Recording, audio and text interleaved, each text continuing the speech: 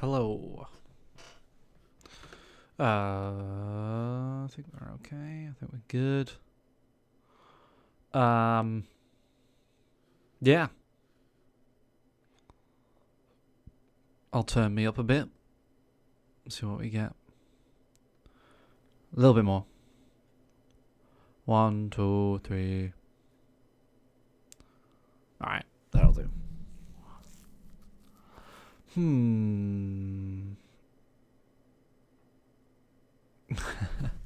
I thought that was someone in Discord then. I'm in your Discord, Dad. That's right. Okay, move that over there. That's working.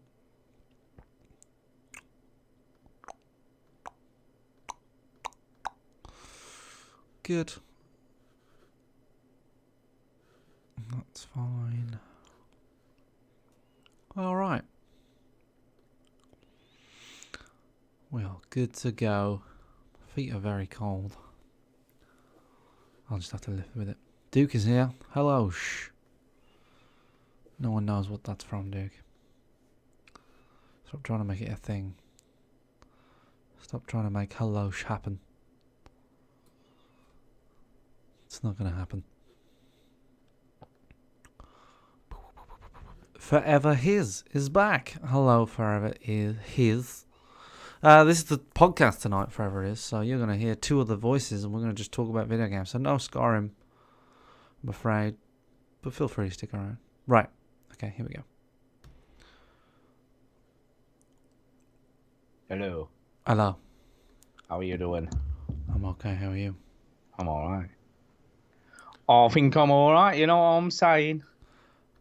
I'm sorry, is this Stu? Yep. Stew Pot. Stu from London. London. Yeah, you know what I mean? You know what I mean? You fatting dickhead. Yeah, that's what everybody in London does, right? You fatting wanker. Yeah. You wanker. Yeah. Is that right? Is that what you do? That's fine, yeah, that's what everybody... Is that what Cockneys do? Everybody in London does that, yeah. That's what I thought they did. Because you are a fatting wanker. Right, I think You Duke's got a ready. lot of emails this week. Well, loads of the bloody things. Jesus. Just got to stop asking for them, man. Look how many you get when you ask. No. I know. Don't worry. Right, let's add him. Let's add the Duke. He's ready when we are, apparently.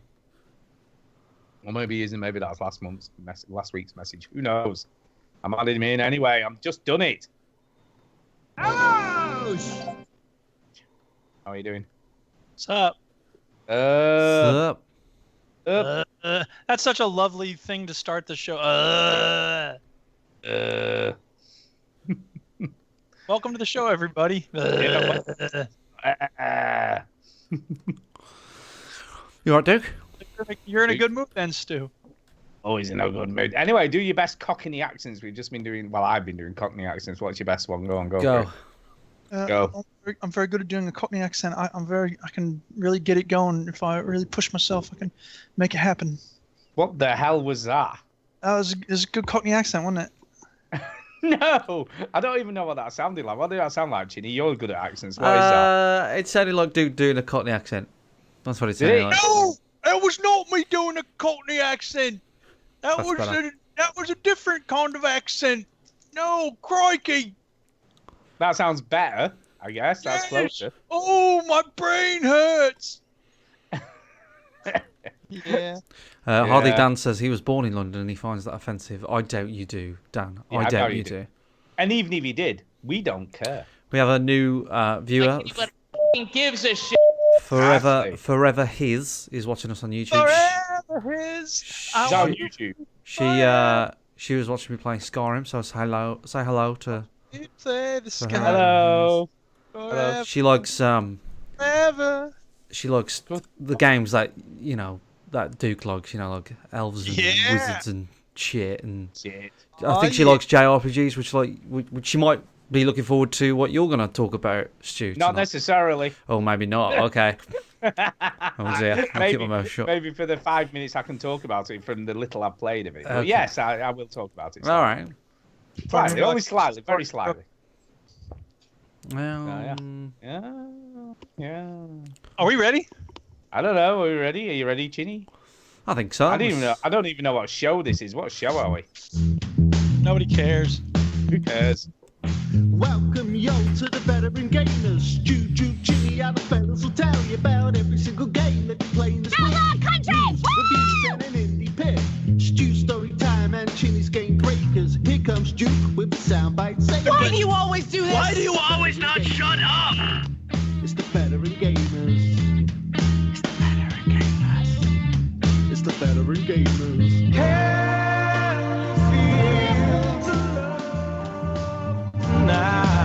Switch that console off before you have to press repeat, yo. Yes. Well, there are rocks, thousands and thousands of rocks. Hello and welcome to episode 32010 No. of the Veteran Gamers podcast. No. Oh, it's No. not. That's not the episode number. It's 241. No. No? Yes. What is it? I don't know. 380. Ah. There you go. Yay! Welcome to episode 390. I'm Duke. I'm Stu. And I'm Mike. I'm also known as Joey Jojo Jr. Shabadoo. That's I'm the also- worst name I ever heard. I'm also known as Chinny. Yeah. Yes. I'm also known as Stu. I'm Still. also known as Stan's I'm dad. just not. I said, I am your father, put I'm not feeling the energy tonight, guys. We got to hype it up a little bit. Please. Got a hump. We got to That'll hump Give us some and energy. We got some humping going on. hype it up. I There's want Spanish for- a bit more energy from you guys, please. Woohoo! Oh Thank yeah. you. Oh yeah, man, I'm feeling it. Lit. I've got the man. I've got the man flu. That's why I'm feeling a bit, crappy. Jeez. I didn't So realise Stu- it was. Sorry, Stu. I didn't realise it was something so serious. So. I know. I cut it off, Duke. He wants us to turn the energy down, I guess. Turn it down, man.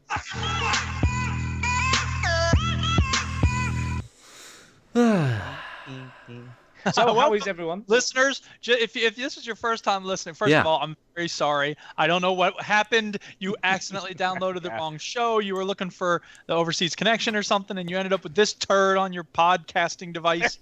And you should know that we are not military veterans. We are veterans of the gaming lifestyle. It's That's true. It's true. And Yeah. we also stream live, as well as downloading it on your device. We stream live on Twitch, YouTube, and the shit service that is known as Beam. Beam. Right. Who cares? Oh, you didn't do it right, Chinny. You're sort of No, lacking. I've got a new one. We also okay. stream on Beam. I like the big side better. The side. Do you prefer this one? We also stream on Beam. Yeah, that's better. I prefer that. Why don't you do it the way you want to and let Chinny do it the way he wants to? No, Chinny did it that way. What are you talking about? I didn't do it that way. We've Chinny's already always focused on this way too much. done- This is Yes, boring. I'm bored now. Hey, I watched all the Walking Deads. all of them. Oh, are you up to date? Yeah, Yeah. Yeah. that's all I got to say about that. Yeah. So what did you think? What did you think of the finale without spoilers? What did you think? It's fine. What do you think? You think it were fine? Yeah, it's fine. It's terrible. It wasn't terrible. It was fine. It was terrible. We're the MTV generation. We feel neither highs nor lows. What's that like? Terrible. I thought it was fine. No, why? Whoa. Where the hell did the Romulan trash people come from, though? That's what I want to know. I don't know. You weren't giving spoilers. I think Janos. Yeah, I think Janos likes it in the anus. yeah, but right. It's only like 2 years. Sorry, I hit the wrong button. Yeah, you did. It's only like 2 years. Yeah. Since the zombie apocalypse Uh-huh. or whatever. How does that happen to a bunch of people in 2 years? Do Hey, you become it's bad? it's. I don't know. It's a fucking show about zombies, man. A lot can happen in 2 years, dude. Hey, they're just Yeah. disconnected from the world. I For don't know why I instance, keep watching ago, it. I had a vestigial head growing out of my neck. You had a vagina growing out of your neck. What? Wow, you're really not good at listening, I are think you? you've got problem with your ears, Stu. What did you say? A vagina? What? I don't know. What's the matter, kid? You got wax in your ears? You got problems, is what you got.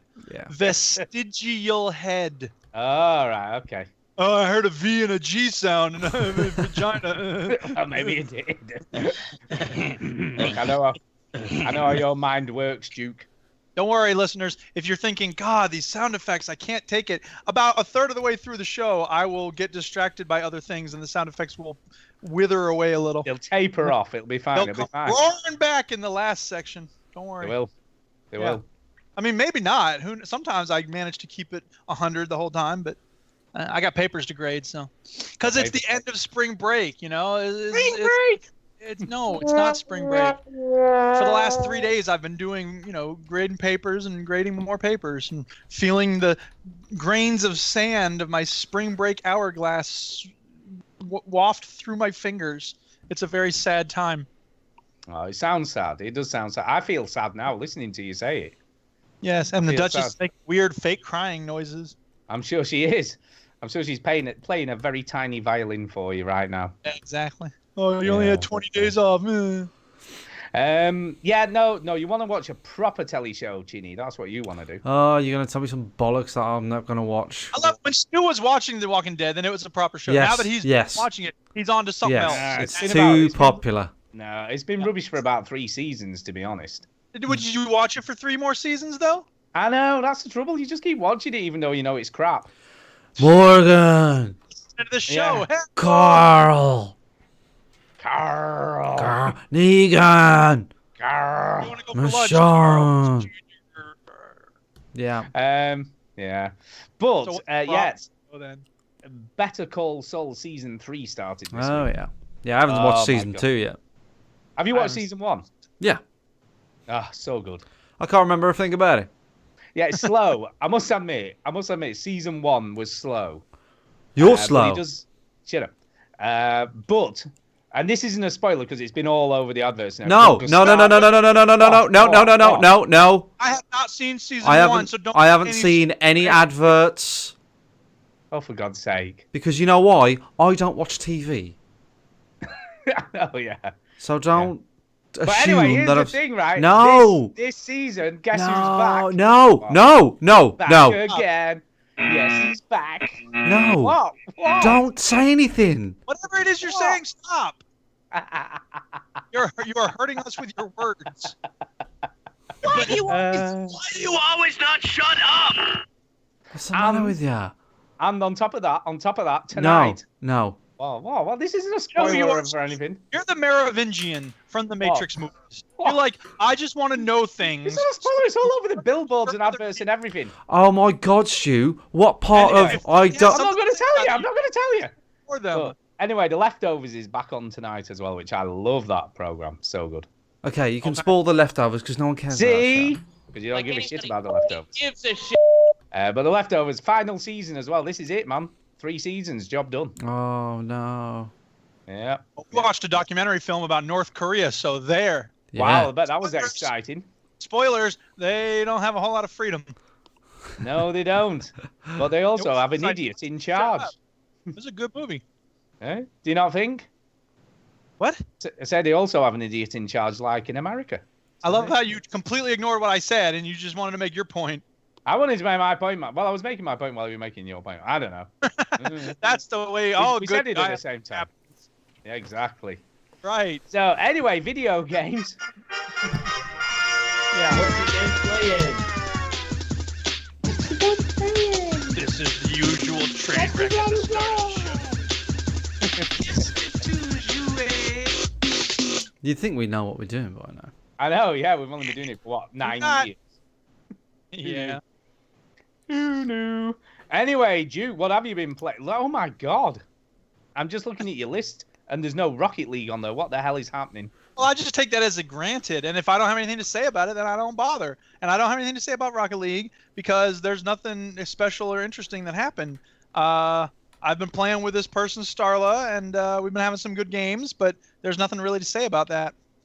So, moving right along, I finished Far Cry 4! Oh my God. Oh my God. Yeah. Great ending, isn't it? First of all, I did it like the guy on that rap battle video. It's a great game. Like, it's really good. I think I rushed through it, which, Chinny, you said I shouldn't, but I did, so whatever. But, you know, is that last week I had finished all the propaganda towers, and that was a good feeling. And then, you know, before I finished up all the story missions, I did the, outposts and stuff, and that was really nice. Because I remember when I first started, I had forgotten about the fact that the first outpost you take out have one. Well, first of all, I guess they don't have any alarms, and then eventually they have one alarm, and then two, and then three, right? And by the time you get to the end, they got 3 alarms, and they're all hidden, and it's pretty tough. But you get to a point where you're getting good at it, so it doesn't matter about the fact that they have 3 alarms or whatever. So yeah, I was pretty happy with the skills that I had toward the end. But the ending of the game, oh my God, it's so frustrating because the whole point of the game, of course, is to get to this guy who, first of all, he wears this pink suit all the time. Yeah. That suit must stink. He's like Bart Simpson. He's got multiple of the same one. I don't think so, man. I think there's just the one. No. Yeah, it smells horrible, man. When you go near him, you're just like, oh, Jesus Christ, dude, take a bath, wash that thing. Anyway, the whole point is to get to him so you can kill him. Like, that's the whole point of everything. And at one point, sorry, spoilers for Far Cry 4. I hope nobody minds. Warning! Warning! Warning! In one of the missions, he's spotted him, and you go running after him, and you can kill him. And he dies. And it turns out it's just a body double. Yeah. So there is 2 suits, see? Yeah, he put his ugly, stinky one on the other dude, and then he had the new one on himself. Yeah. So whatever. At first I was like, wait a minute, that's probably not supposed to happen. Oh wait, body double. I see what happened there. So anyway, you finally get to the end, and he gives you this choice, and it's like you can, again, spoilers for Far Cry 4. So again, Warning! Warning! Warning! you can sit down and eat with him. Yeah. And go scatter your mom's ashes, Yeah. or you can just kill him. Yeah. Okay. So I kill him, Yeah. and then it plays the music, game over, and then suddenly you're in one of the compounds, and you're talking to the drug user kids or whatever. Yeah. Right. But here's the thing, because you can't go back and do it again. You can't reload. You have to just keep going. Yeah. So I went online to find out what happens if you don't kill him. Yeah. And he takes you out back of his little house, and there's a little shrine, and you put the ashes on that. Yeah. Why couldn't I do that after shooting him? Because fuck the ashes. Yeah, who cares anymore? You just shot him. What's the matter with you? It's like Far Cry 3, the same stupid concept, which is, you've become an evil monster. This was supposed to be about your mom, but you just love killing people, so blah, blah, blah. It's so stupid. It's like, that's why BioShock is so brilliant. It's because you made me do all this stuff, and now you're going to tell me, like, oh, you're just a jerk because you just love killing everybody. It's like, shut up. There's also, like, after the game's ended, though, I think you can go back to the 2 people that you've been working with, the Gordon Barth people. Oh, yeah? Yeah, and I think you have to kill one of them. By the end, hey-oh. I think you have to sort of kill the other one or something. Oh, I was supposed to, but I let her go. I don't know. Hey-oh. I just killed everyone. No, well, you kill everyone. Chinny is the master of this domain that has no people in it. It's because like, people get all like, oh, I got so much. Like, it's a bunch of polygons, man. Just get a fucking grip. And at no point do you ever feel any kinship with any of them. No. The only reason you have any sense of who to choose is that one of them wants you to destroy the temples in the region and start dealing heroin. Yeah. I think I'll not go with that person. Oh, that's weird, because I thought, what a profitable business. I bet you did. How does destroying temples equal profitable business? Well, the temples just get in the way. You know what I mean? And it's just not cool. And I think I wanted to kill the woman because she kept on saying Golden Path, and it was annoying me. That's a good a reason as any. Golden Path. Yeah, well, it's funny too because I was a little frustrated at the end of it, and I went online to look up, information about whatever, and there were all these people talking about, Oh, the only one I really felt sorry for is the woman who ran the arena and her kids and all this. And I'm like, first of all, if you could follow that story, you're better at paying attention to stories than I am, because I couldn't tell you anything about any of the people in that game. Skyrim. Yeah, well, hey, fair enough, dude. The only reason I know anything about what's going on in Skyrim is because I've played the thing 100 times. Sorry, So I just coughed. I don't know what you're talking about. Yeah, exactly. But I don't know. I was just like, okay, whatever. Like, those were just people who had compounds. I wanted to take over the compounds. I needed to kill the people first. The end. So, whatever. Anyway, but Far Cry 4 is really, really good. Like, it's a great game. There's no two ways about it. It's polished. It's smooth. They do a good job of breaking up. I mean, I didn't mind. You know, a lot of people don't like the repetition of, you know, take over this outpost, take over that outpost, you know, chase down this corridor. You don't mind repetition, Duke. You're going to love Wildlands. Just wait. And yeah, so I really like, but be that as it may, in Far Cry 4 they break it up with, you know, yeah, you're in the Himalayas, and then you're, you know, in the prison, and then you're in Shangri-La, and all the, you know, there's a lot of different things you can do besides just the main part of the game. Yeah, I thought it was really well done, and I had a lot of fun with it, and 5 thumbs up for Far Cry 4. 5 thumbs up. Nice. Story shit, but lots of good shooting. I wouldn't even say the story is shit. I would say that they do some dumb things in telling the story. I think they could have made the story awesome, but they just took a few dumb missteps, and that made it merely okay. Yeah, fair enough. 5 thumbs out of 3. Yeah, exactly. This gets my lowest rating ever, Lisa. 9 thumbs up. Oh, no, that was him talking to Marge for the shake and bake.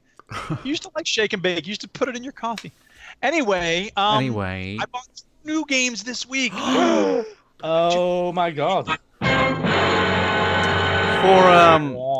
For new listeners, new listeners of the show, Duke is this big, like, left wing, fuck the system, fuck all the corporates, except for video games. He'll just like pussy up and just buy anything. But I am also what's known as a patient gamer, which means that I wait for games to get real cheap. It's also known as a cheap ass gamer. Yeah, another fine podcast. Yeah, exactly. So anyway, when I say new games, I mean one's been out for about a month and one has been out for about a year. So whatever. Stellaris. Oh yeah. It was on sale this week because there was a big Paradox sale. Paradox, as you all may recall, is the company that made Crusader Kings 2. Oh yeah, that one. Which was the game that I watched like 5 hours of tutorials to figure out how to play. Oh yeah, I remember. Oh, now I remember. Oh god. They've really learned a lot about how to guide you through a game. They don't just dump you in the middle of everything now. Now, a lot of the reviews said you'll have some trouble figuring out what to do.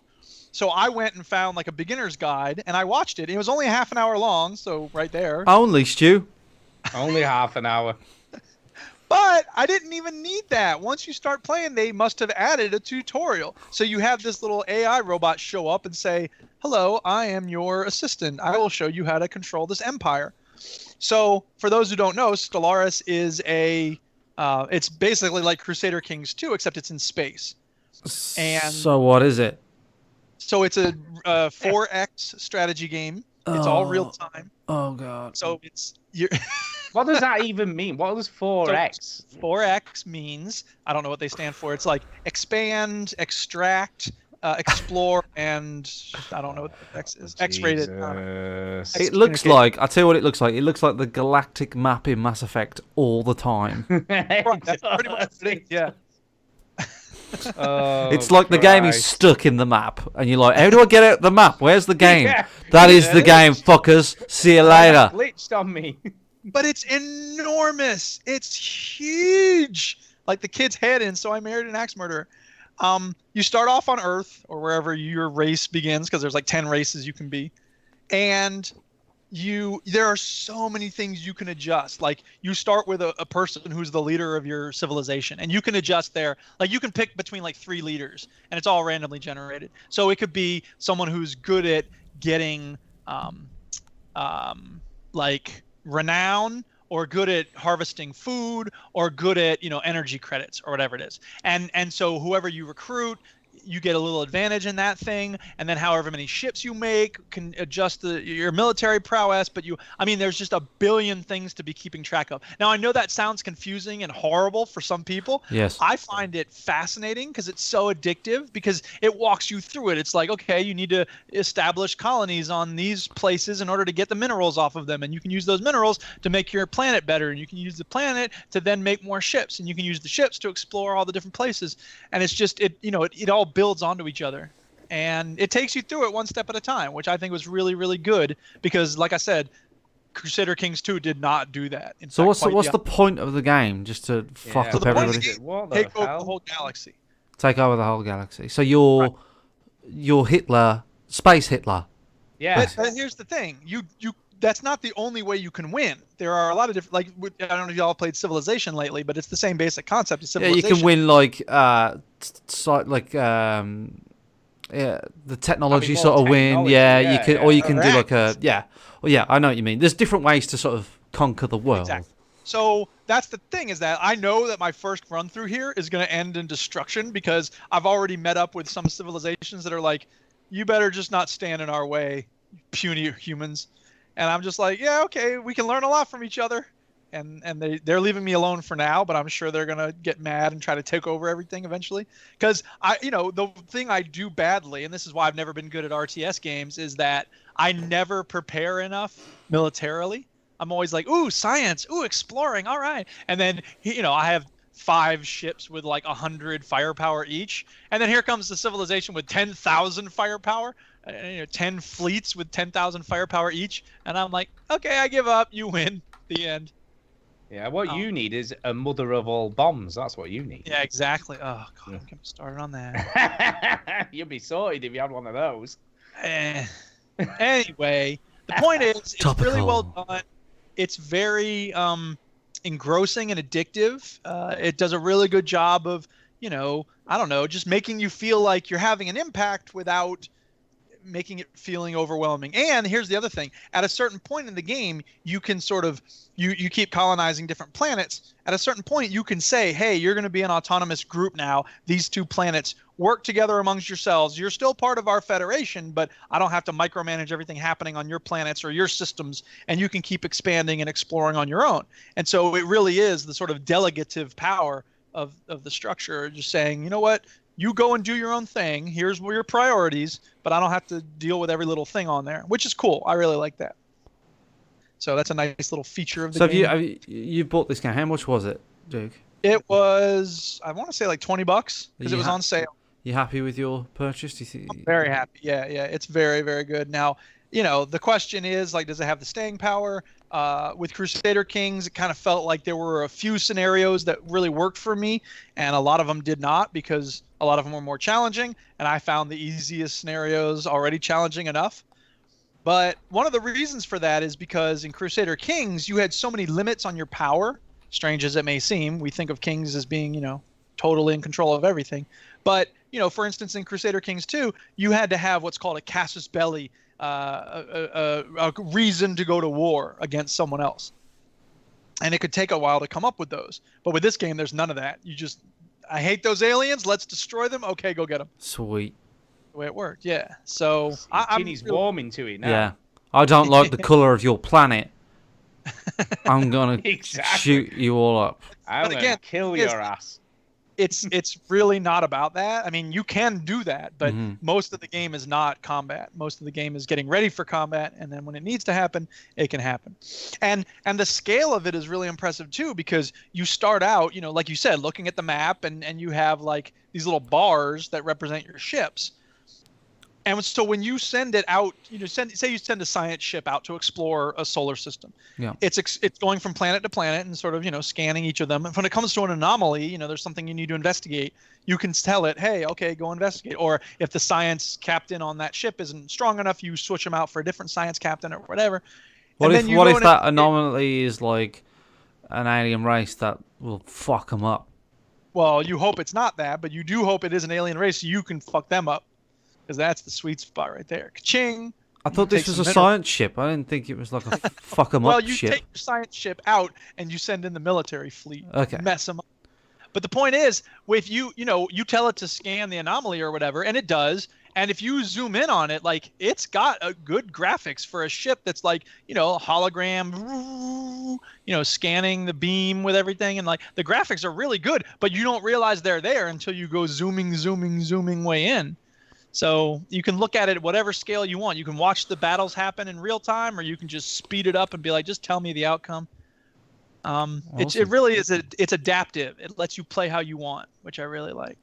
Have you tried Civilization? Have you been into those kind of games? Yeah, I've played a lot of the Civilization games. I haven't played Beyond Earth or 6 yet because they're so expensive. I mean, Beyond Earth isn't, but Beyond Earth got really bad reviews. So yeah, I'll probably apparently 6 is good for people that like that type of thing.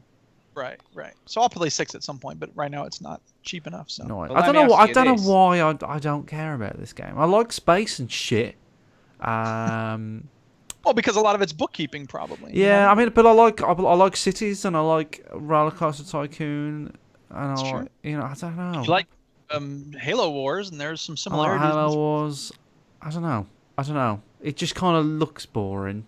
It's not. It's not similar to Halo Wars. It is tactical and stuff, but from a Chinny point of view, when you do stuff in Halo Wars, you automatically see it happening, don't you? You see your squads moving or your stuff building, or with this, it's kind of more in the background. Isn't but cities is like stuff. that. I mean, you build a thing, and you just you can see it though, can't you? You can, but you can't see it bit by bit. You can't see the people. And I mean, you can see little people running around, but it's not like. Let me ask you this, Chinny: when do you in a video game, do you like clearing away brush? No. Because that's what we're looking at on the stream right now. And when you have your home planet, you have a surface view, and you can see there are different panels for growing food or mining minerals or whatever. And on some of the panels, you can't create anything on there because it's covered in, like brush or, alien life forms or whatever it is. So you can select the panel and say, clear this away, and it'll clear it away if you have the right technology researched. Wow. I think you've lost him now. Yeah. I think you had him and now you lost him. Yeah. So I didn't like Civilization, and I think the reason why I didn't like Civilization was because it was a boring ass, dumbass game. And no, I think it was because it was turn-based.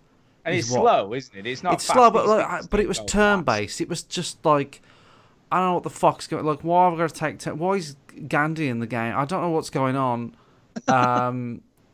But this doesn't seem turn-based to me. This seems like it's just going. This is all real time. Now, here's the thing. Whenever something new, like you find an anomaly on one of the planets your science ship is surveying, it will pause the game automatically. And you do a lot of that pausing, and then you give commands to your military ship and your science ship and your construction ship, and then you start it up again, and then it tells you there's an election coming up, and it pauses. So it's sort of start and stop in that sense. I can handle that. I'd do that in Prison Architect and Cities. Yeah. I don't know. I just feel like I like space and shit, and I like some strategy games. Yeah. Maybe I feel like I if I go into one of these games, I could fall into it big time. But I'm just looking at it and it doesn't appeal to me. I'm just trying to wonder why. Is it because what I'm getting at is, am I closing myself off something that I might really enjoy? Maybe. I mean, it's when you mention falling into it, like I'm really glad I got this during spring break. And in fact, if I hadn't been on spring break, I probably wouldn't have bought it during the sale, because I was like, okay, this is a good time. I have some days off. Let's do this. And I did. There were like 3 days when I first got it. I was just like, boom, boom, boom, nothing but this game. So it is addicting in that sense. There, you like that? You said it. Chat humor.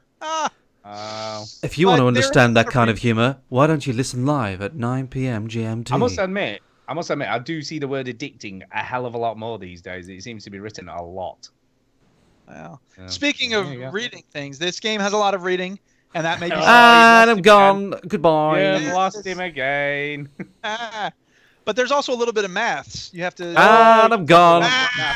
No, there isn't. There's no maths at all. Jesus Christ. But actually, I mean, I guess to an extent, like if at the top of the screen, it'll tell you have 200 food resources, 500 electricity resources and you're gaining 3 each turn, and okay, I need 100 minerals for the ship I want to build, I'm gaining 20 each turn, I'll have it in 5 turns. You can't even work it out. So that's what you're talking about. There is a little tiny bit of arithmetic involved. Yeah, it's definitely wouldn't be my kind of thing. Yeah, well, it's not for everybody, but if you like Crusader Kings 2, if you like Civilization, this is I think the best space strategy game that's out there. I mean, I'm looking at this, and it definitely doesn't look as good as Bayonetta. What are you gonna Yeah, they're do? very similar games. Yeah. They are. I'm comparing, and it doesn't look as good. So there you go. It's true. What? It's true. No, I was saying it's true. Yeah. Speaking of which, I still have 8-bit Bayonetta, which I downloaded for free, but I haven't touched it because why would I? They don't text. You can only play it for about 30 seconds anyway, so. Don't worry, I probably won't It's make it all that. good because the actual Bayonetta came out, so it's all good. And it's available on Steam, and people are loving it, man. I would like to talk about, if I may. Go on. You don't ever catch the dragon, Dad! Yeah, Wildlands. Wildlands. Wildlands. So I finished Far Cry 4, and I played Stellaris for about 2 days, and then I was like, okay, again, it's like spring break. Oh, I want Wildlands, but cheapskate mode kicked in. I was like, full price. I don't know, man. And I went looking on Steam, and it was like, it's full price. And I looked on Uplay to see if it might be on sale there. Nope. And then I just did a search for Google search and Wildlands sale. And every time you do that, it has like last weekend, apparently there was a sale on it somewhere. And I was like, damn it, I missed a sale. And then I found, you find old sales where the pages are still up for some reason. But then I found Green Man Gaming, and it was on sale on Green Man Gaming. I saved $10. Yay! So did that make you feel better? It made me feel much better. I was like, hey, I am a savvy consumer because I've researched and I found a spot and it was legal. Because, of course, when you do a search, it's like G2A and Kingman are like $5 for Wildlands. I'm like, no, I'm not doing that. You people suck. So anyway, I got Ghost Recon Wildlands, and at first it was so cool because when I started it up, it said, hey, you're a valued customer. You played Assassin's Creed Black Flag. You played the last Ghost Recon game, which I must have played for like 5 minutes or something. You played the beta for this. You played the Division. Here's a bunch of stuff. Yeah. And I was like, oh, sweet. And it was like, unlock now, unlock now, unlock now. And I was like, ka-ching, ka-ching, ka-ching, yes. And I started the game up. And I was like, design your character. And I was like, oh, cool. Where's the Assassin's Creed outfit? Oh, here it is. Why is it locked? Damn it. Why is the Division thing locked? Why is the Ghost Recon stuff locked? Ah! So I went looking online, and there were all these things about, like, I don't know. Did you have this experience, Chinny, when you played it? No, but Marshy has unlocked all of those things. Because he's played other games in the past, and it keeps track of it? Yeah, and he keeps skanking me. He swears that he doesn't play the missions. Like, I don't play the missions. I just collect all the weapons. But if you look at the time that he's played, I've played like 1 day and 14 hours of this game now, and he's played 3 days and something. So yeah. So anyway, he spends a lot of time not doing the missions, but just wandering around getting weapon parts and stuff. Yeah. So the special weapons and the special outfits weren't unlocking in the game. It said it was unlocking on Uplay Store, but it didn't actually unlock in the game. So I went looking online, and there was this really complex series of things to do in order to get them to unlock. You had to like make a backup for your save game folder, and then you had to delete it from the original thing and then change it. And I was like, but for some reason I was like, it's the principle. I deserve these special prizes. I'm going to unlock them. And so I went and did all those steps, and I got it. It worked. Yay! It worked.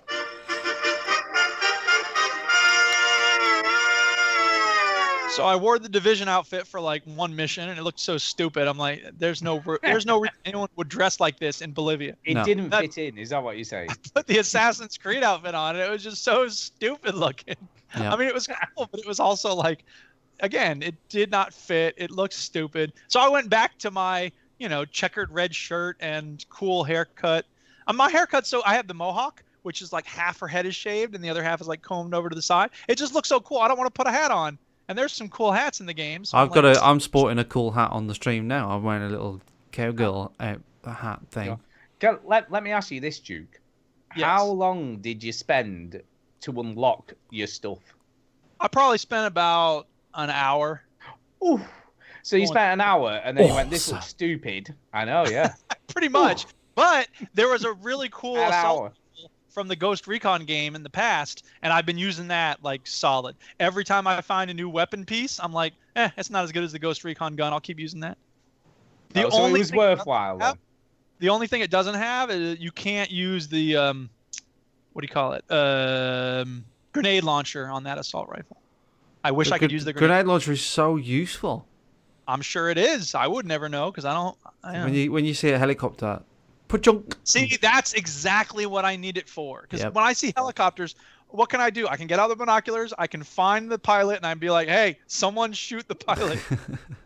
And they're like, tracking. This little circle spinning. No, never gonna get him. No. Yeah, no, you just ka-dunk and then. But I have been putting a lot of skill points into my vehicle damage, so now I can take a chopper down. I mean, now that I'm getting good at it, they're of course sending in better helicopters, but yeah, whatever. I just upgrade your drone.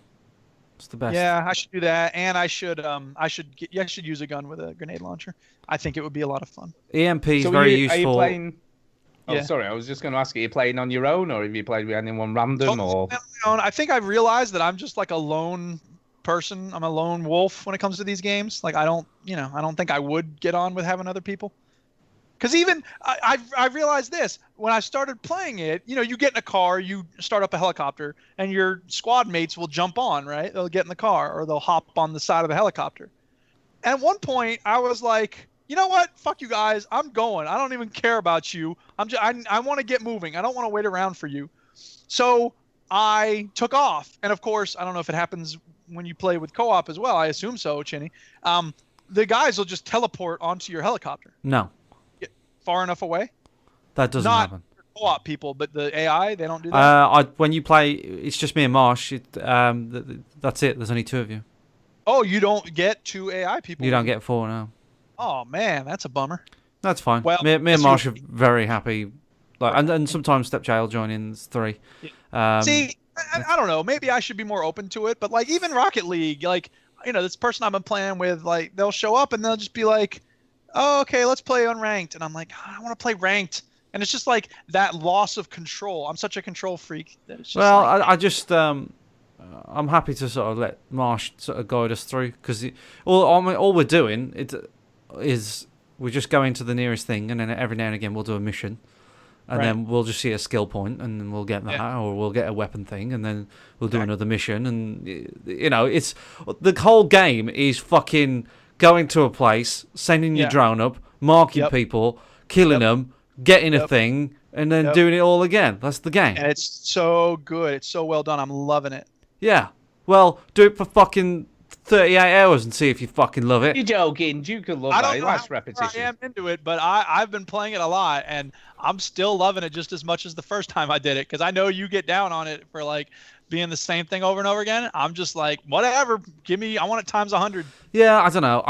I enjoy playing it because me and Marsh have fun and like we have a laugh and stuff. If I was playing this on my own, I would really, really struggle. So I'm interested to see if you... It's just... You know what pisses me off the most? Is the fucking dialogue in the game. It's just... There's one bit where he sounds like he's masturbating because you kill someone...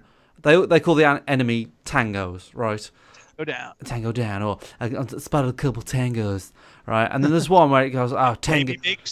Yeah, you shoot someone and he goes, tango's fucking down. Like that, and it's one step away from like him getting his dick out and spunking about because it's just like, well, like it's just so stupid. So stupid. It doesn't tell me how many minutes I've played. It says co-op time played 0, but it doesn't tell me how many actual minutes I played. I don't know. How do you check that on Uplay, people? Can you just check it on Steam? No, I don't have it on Steam. Oh, you have it on Uplay, yeah. Gaming it open on Uplay. I don't know. But it's just the dialogue. And one thing that I have recently done, and it's very, very helpful, Duke, and you might not want to do it yet, but you will. Don't worry, you'll get there, is you can turn the radio off in the... Oh, yeah. Oh, I do that all the time. No, you can turn the radio off in the options, so you never hear a radio ever again. Oh, you mean like headset or like car radios? Like the like car radios, and sometimes there's like a radio player in like a house or something, so you hear the same songs all the time. You can turn them off in the options, so you never hear. Oh, they're 13 hours played. Sorry. Yeah, so you turn that in the off in the options, and you never have to hear it again because it's so annoying. Right. I was looking for a turn, like sort of banter off, between. Well, the people. They actually just updated the game, and they said one of the things they wanted to do was make the banter less repetitive. So. Oh my god, it's so annoying. That I've noticed really myself, but whatever. You might have just played it at the right time then, if they're going to stop doing that, because it's so annoying. Yeah. Just the worst. But there is some. Sorry, go ahead. There is some extra DLC coming out, I think, in a couple of days. So. See, but I don't think I would need that. Like, I think. I've got, I've done 2 of the areas, totally cleaned them out. Yep. And that means like all the Kingslayer files, all the weapon unlocks, all the everything. Yeah, I mean, we've not been doing that. We've been clearing out a lot, but we don't sweep it all clean. We sort of just move on when we get bored. I'll tell you, the one thing I've stopped doing are those goddamn radio protection missions. Yeah, they're boring. Yeah, it's the horde mode basically for anyone. Yeah. Terrible, because you have no idea where they're coming from. They come from all random directions. And, like, you can be taking them down and staying safe, but then the guy goes, oh, that radio transmitter's taking a lot of damage. And you're like, where are they shooting it from? Mines are your friend on those. Like, we put mines everywhere. I don't think I've even unlocked the mines. So, like, if you put mines on any main road, they'll just pop. Yeah. That's cool. One thing that bugged me on the beta was that the cars didn't handle very well. But, I went in and turned the sensitivity down and... Oh, it's beautiful now. I haven't even done that. The thing I don't like is you can't control the rudder on the helicopters, so it's hard to rotate it. That is right. In GTA you've got like LB and RB or L1 and R1. Right. And you just don't get that control, so you have to do it on the analog stick, and it's really dumb. Well, controlling a chopper with the keyboard and mouse is even more difficult because you want to move the the yaw a little bit forward, but if you do it too much, you start heading down. You start, descending, and so you have to just keep tapping it with the keyboard and mouse, like tap, tap, tap, tap. It's the dumbest way to control ever. Sounds pretty dumb. Yeah. Yeah. Well, that's why a lot of people play it with a controller. I do wish it had sticky cover like the Division. There are some ways in which you will sort of hug cover, but I love the fact that with the Division you just hit space and it'll stick you to a box or something, and you're out of sight, and you can't get spotted and whatever. It's not so this game. Yeah, there's not a lot of cover, but like there's no sort of sticking to cover. But I don't know. After a while, that doesn't really bother me too much. You get used to it. Yeah. It's not a game breaker, but I think it would be kind of cool. But I mean, whatever. It's its own game, so I don't really mind that much. The other thing I have to say is that I want to give a shout out to Marcanix because he gave me a game that he got on a Humble Bundle, I guess. That's nice of him. It was very nice of him. How kind, Mark. Thank you. He's a nice guy. And he said he gave it to me because I had it on my wish list, and I was like, oh, sweet. Putting things on my wish list for the win. But Event Zero, I haven't played it yet, and it's only like 2.5 hours apparently to beat it, so I should have done it, but I was just so engrossed with Stellaris and Wildlands, I was like, whatever, I'll get to that eventually. So thank you, Marcanix. The last thing I'll say about Wildlands is I got like 10 hours in, and I was like, oh, it's so nice that there aren't any missions where you can't get seen. Damn it. Yeah. Because when you're going after the dude who has all the influence, he's got the casinos and everything. There's like 3 missions where you can't get seen. Yeah, there's more as well. And at first I was like, okay, I'll just kill everybody before they see me. Nope, you can't kill anybody. That counts as being seen. Yep. I was like, what? Are you kidding me? There's not many, but there are some. Yeah. There are some, and you can't. I don't know. I don't think you can incapacitate people, can you? No, I don't think so. No. You just gotta sneak around. You gotta like watch the patterns and move when they're not looking. Yeah, do all that dumb shit. Yeah. If I wanted that shit, I'd be playing fucking other games. Dishonored 2. Exactly. Thank you, Stu. There you go. Yeah. Or wait, I should say thank you, Fowler. Where is it? I got it. Hang on. There it is. Thank you, Fowler. RAF days. Right, and that's me done. Finally, at long last. Yeah, you done. Nice. It only took me 45 minutes to go through all the fun games I've been playing. Now I can eat my last cookie. You can, but talking of Dishonored 2 and sneaking around, I'm still finding this game frustrating. Really? I don't think I'm doing it right. I think I'm just... What she said. I know, yeah. I think I'm just doing a really bad job of playing this game. I don't know what it is.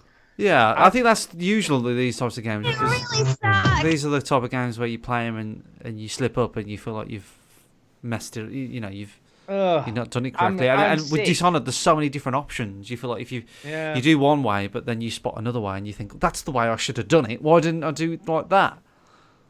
There is that, but I also feel like it feels kind of more constricted than Dishonored. I don't know what it was. Dishonored, I never really found that difficult. But with this, I don't know. I'm just finding it really frustrating. I am sick of dying and reloading. Yeah. Do you know, like, and I'm playing on easy now, right? Because I'm like, I can't be bothered with. I don't know how it's easier. I'm not entirely sure what makes it easier, because you get killed so quickly. You know, like the sort of, if you get seen by a single guard, within like seconds, there's about six of them doing Benny Hill style chasing of you around wherever, and when they catch you, they just kill you. I'm like, kill you really quickly as well. And I'm just like, I don't know how this is easier. What's easy about this? Well, that's why I got frustrated with the original. Yeah, but I never did that in the original. I kept going and I eventually overcame it. I don't know. I've unlocked stuff. You know, I've unlocked more powers. I'm thinking, yeah, I'm gonna do this. This will be fine. I can do this now. But I don't know. I'm just finding it really hard. So I don't know. I'm keeping plugging away at it, and I'm past the Clockwork Mansion level now, so I'm on to the next one after that. But I don't know. Even the infiltrating of places I'm finding hard. I don't know what it is. I'm finding it hard. Yeah, I don't know. And then bloodflies are just pissing me off big time. Those things like, constantly like attacking you every time you go past one. Oh, pissing me off. That's right. So yeah, there's those bloody mechanical soldiers and. Yeah. Do you think you're gonna stick with the game, Stu? Do you think? I don't know. I'm trying. I am really trying to stick with it. A for effort, my friend. I know. Yeah. I am desperately want to finish this. I don't want to feel like I've given up on it, because I thought I was going to really like it, but I don't know. The stealth, maybe it's just me not being able to think of the right way to do stuff. I don't know. Maybe I'm. Well, I mean, that's the balance, is that a stealth game has to be tricky, but not. I mean, I feel like the reason I made it through Dishonored 1 is because it once you got the hang of it, I felt like I really, once I hit the groove, then it was fun. But if it's too easy, then a lot of people are going to be like, "Yeah, I'm not having fun. It's not enough of a challenge." Wah. Whereas people like you and me, I think, I don't mind if it's a little easy. No, I don't. I mean, I'm sort of finding it okay, but I don't know. I just feel like, I'm watching this, whoever's doing this, and they're doing all this sort of instant kills on those robots. I never did that. Yeah. You know what I mean? I was constantly getting seen by the bloody things and then being attacked, and oh god. You know what I mean? I'm hiding bodies. I'm doing all of that sort of stuff. But I don't know. Maybe my mind's too old to work out this shit no more. You know what I mean? Or anymore. Harley Dan says that if you play as Corvo, it's easier to kill everyone. Yeah, but I don't want to. Maybe that's why I'm finding it frustrating, because at the moment I'm trying to not kill anybody. Yeah. I'm trying to do the sort of knock everybody out, and I guess that might make it harder. Maybe. So maybe that's the problem. Apart from robots, I'm killing those all the time, of course. Yeah. But So yeah, I'm past the Clockwork Mansion now. So I think it's that's about the 4th or 5th chapter, the Clockwork Mansion. So I'm sort of, a fair way into the game. I mean, playtime, I've already played about 6 hours, 7 hours of this game, and I don't think it should be anywhere near that amount of time to get to that point. Yeah. And it's probably just because I'm a bit crap. So yes, I'm still trying to plug through that. I've played a couple of smaller games this week on the old tablet. One of which is called Kami. Oh, Kami, I don't know. Kami, which is kind of a... Is it what? Is that an old game? I think it is quite old. Well, I saw an advert, or someone said Kami 2's out, so I went to look for that, but I think that must be iPad only. Because there was only Kami on Android. So I was like, oh, I'll give that a whirl, because it's free to play, so I'll play that anyway. It's kind of cool. I like Kami. It's sort of... Or Kami, I don't know. Oh, yeah, I've played this. This is the folding paper game. Yeah. Yeah, that is a good game. I've played that. Yeah, I've always pretty good. Free to play. You just have to fill the whole thing with colouring so many moves, or as in as few moves as possible. Yeah, it's a nice puzzle game, and it's really a good aesthetic. Like, it feels good. Yeah, it does. The way it works is great. But it's difficult. Yeah. Like, not difficult to do it, but difficult to do it in the... Right. Yeah, difficult to do it in the number of moves you're allotted. Exactly. I always seem to be just one move too many. So, how do you do that? Why do I have to have an extra move? Right. To do it. But yeah, it's good. I like it. So I like that a lot. And then the other game I've been playing on mobile, which is very, very addictive, and it's getting a lot of press at the moment, is called Ballz. What's it called? Ballz. Like testicles. Balls, Like balls, as in- balls, balls, balls, balls, balls, balls, balls, balls, balls, balls, balls, balls, balls, balls, balls, balls, balls. There you go. Or as in testicles. Balls. Which... Balls with a Z. Balls with a Z. Or a Z if you're an American. Z, baby. Zed's dead. Yeah, so, I've been playing this, and Millie and I have got a bit of a competition going. You're going to lose. I probably am. You are going to lose. I'm in the lead at the moment. But yes, that tide will turn. Balls. Well, it's kind of like Breakout, or Arkanoid, but very much updated and very kind of clever and cool. So basically, you've got to get rid of all the blocks on the screen. Right. But you're in a fixed point. Wherever the ball stops, that's where you have to shoot from.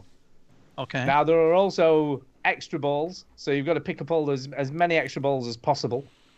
And then you just have to keep getting it, and it's great. I mean, when you get into the top of the screen and you've got like 18 or 19 balls, and they are just going mental. So every time they bounce off something and hit the same cube, obviously it just reduces the number that you have to hit it to get rid of it. And that's basically it. It sounds, fairly simplistic. And it is, but it's very addictive. It's free to play. It's definitely a sort of, I'll just have another go, It's very good. I can totally recommend so it. this is I'm going to give this a go. This looks pretty good. It's good. It's very good. But it does look like like Arkanoid, doesn't it? Is there a way to lose? Yeah, when one of the cubes gets to the bottom of the screen, that's game over. I gotcha. Because So you you don't catch these balls, really. No, you get 1 point for every cube you get rid of. So there's more than one ball then. Yeah, well, every time you hit one of So those would you say flashing there's balls, circles, balls? there is definitely balls everywhere. So yeah, every time you hit one of those circles, you get an extra ball to play with. So yeah, it's very, very good. A lot of balls then, huh? Yeah, I play a lot of balls. So my high score at the moment is 58. Wow. All right. But Kay's friend Holly has something like 120 odd on this or something. So. Yeah, she's really good with the balls, huh? She's good with the balls. Balls, balls, Would you say that she likes a lot of balls? balls, balls. She's 15, so I'm not going to say too much about that. Okay, we're going to reverse on that. Yes. So anyway, yeah, it's very good. And like I say, aesthetically, it's great when you've got like 18 or 19 going, and they're bouncing everywhere, and you see the numbers flashing down really quickly. It's so. 18 or 19 of what? Is what? 18 or 19 of what? Balls. I was trying not to say it. Well, you don't like the balls feels in your mouth? That's right.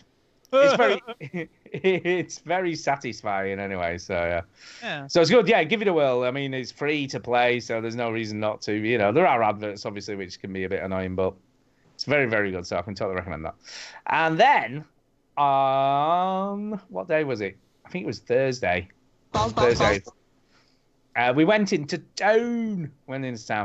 And Millie wanted some new trainers. So I went into game while they were looking at them because I'm like, I can't remember looking at those. And I picked up Nier Automata. And I was like, And it was like, you know, like a traded in one. It was like £42 for that or £46 for a brand new one. So I was like, it's a bit rubbish, isn't it? You know, like £4 different or whatever. So I was like looking around the shop and I thought, I wonder if you've got Persona 5 in here because you can't. Persona 5 is like rocking horse shit at the moment. You just can't get it anywhere. And if you can get it, it's very expensive. On Amazon, the day one edition, you know, the launch metal steel book edition is £99 on Amazon. And then the normal edition, which is only coming out on the 8th of May, is £54 pre-order. So I was like, ugh. So I'm thinking, I'm never going to get Persona 5 at this rate.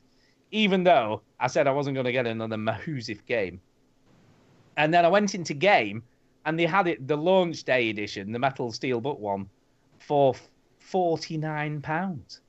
Dude. So I was like, I know. And they had it. So then I was like, oh, man, they've got it. So I should buy it because they've actually got it. Yeah. You'd be a fool not to get it. Yeah, so I went and I bought it, and he only had that and another copy in the entire store. That was it. So they only had 2 copies of this game left. So I was like, wowzers. So yeah, so I did it. I pulled the trigger, man, on Persona 5. So yeah. Now, I'd like to talk about it, but... Go ahead, talk about it. Why not? I've only played about an hour. So, this is the greatest game of our generation, and you've only played an hour? Talking about my generation. Yeah. Not only have I played about an hour, but that hour was mostly made up of cutscenes. Nice. That's what I love about this type of game. But I've got to say, the anime looks phenomenal. So the cutscenes look amazing. So yeah, it's very well done. I mean, the production values are just great. I've done one battle which is very, very similar to Persona 4 in the style of, you know, how it works, etc. So you played Persona 4? I played a lot of Persona 4, yeah. Okay. Yeah, so I've played a lot of Persona 4.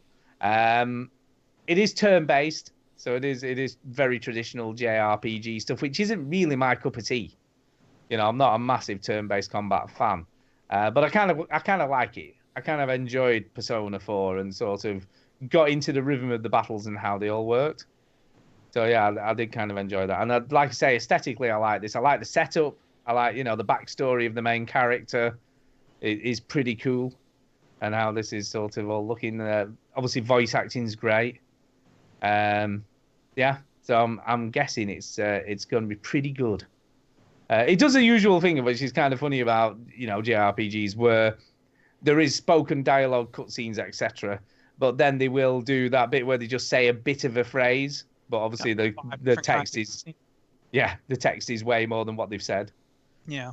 But it's good, really, really good. So, yeah, that sort of stuff.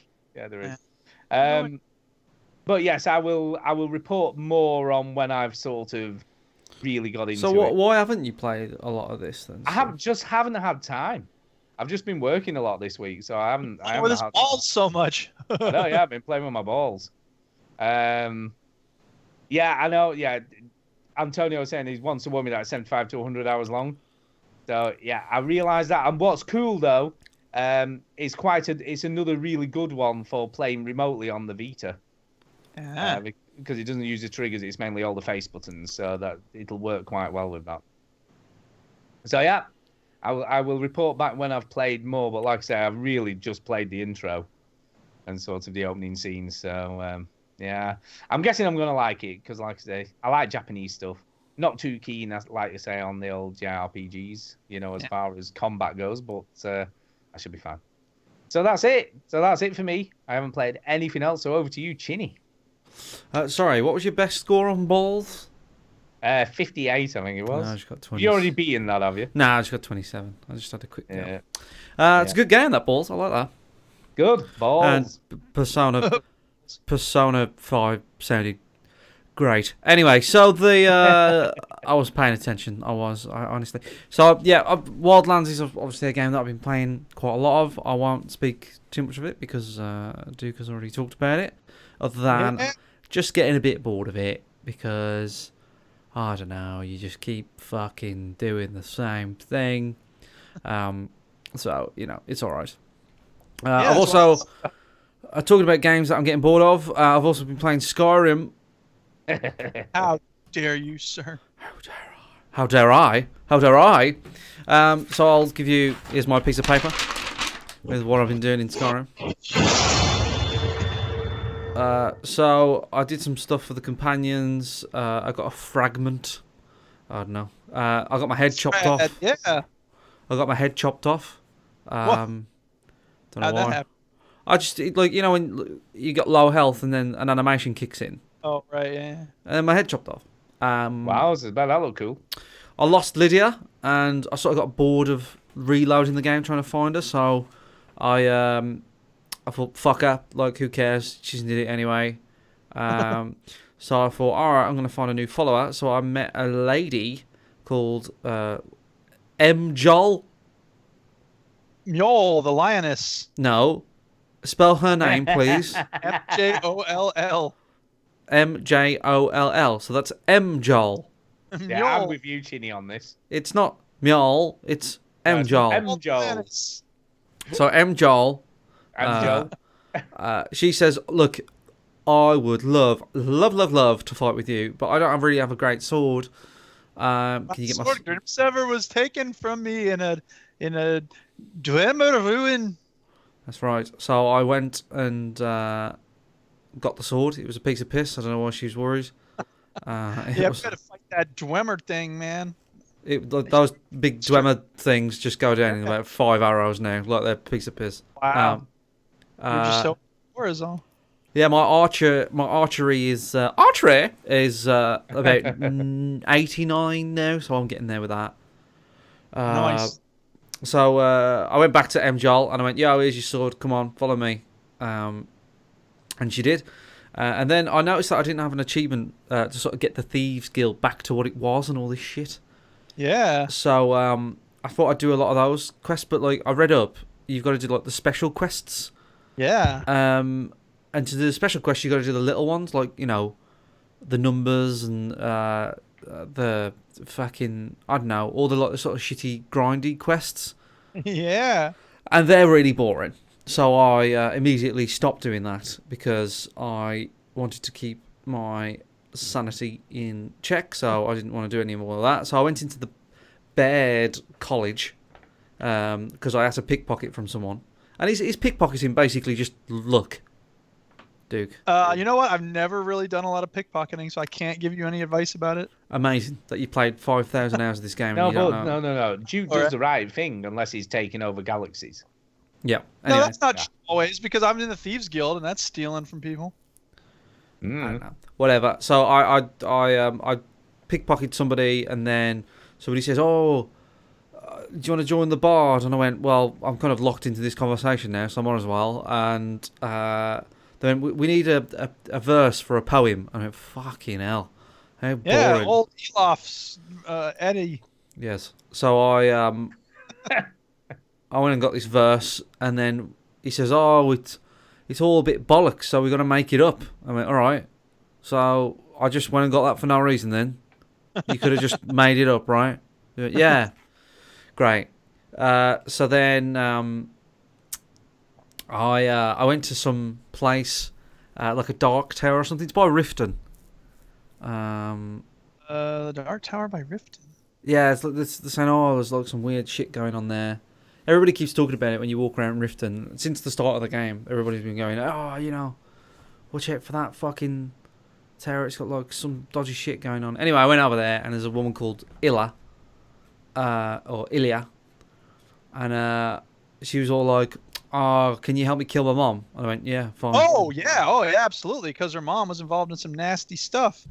She wants you to sacrifice someone. I don't think I ever had anyone talk to me about it before I went there.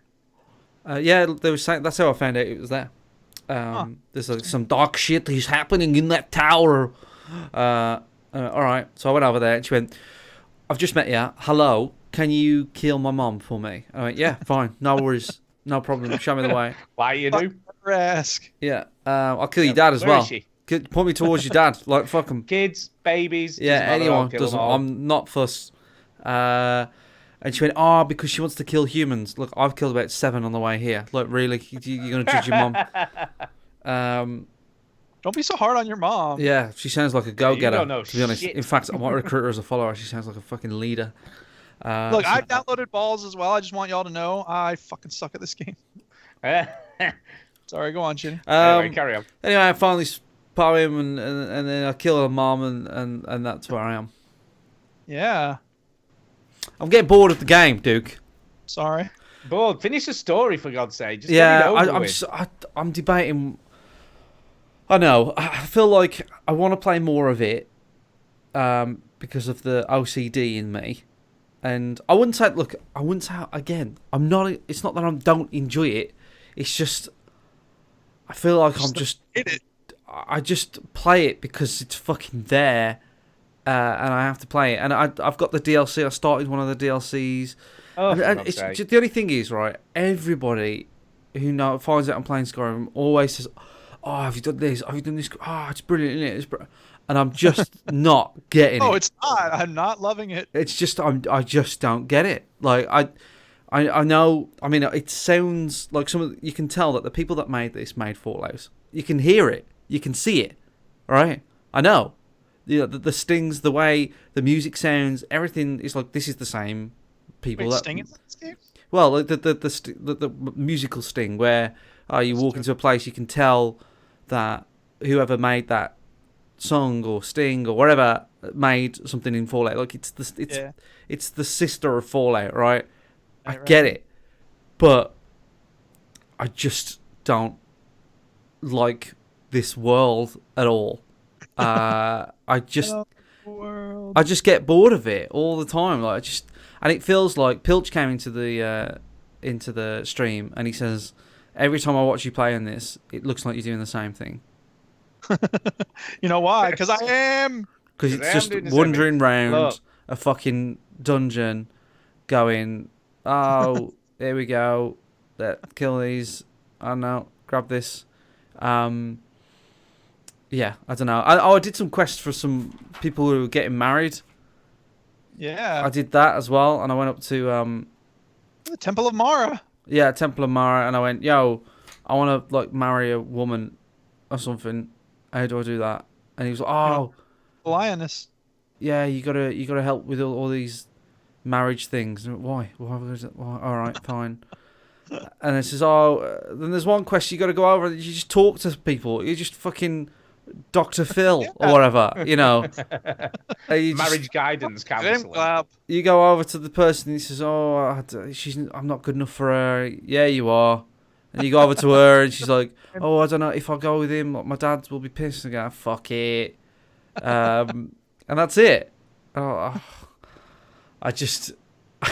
struggling. I feel like every week this game is really grinding me down to like. I think in about 3 weeks, 4 weeks, I'm just gonna go fuck this game. Chinny, look, in the next week, what I think you should do is just make a concerted effort to finish the story, and then you can just stop playing it. Can I though? Yeah, of course you can. Just finish the story. I feel like I should get to level 50.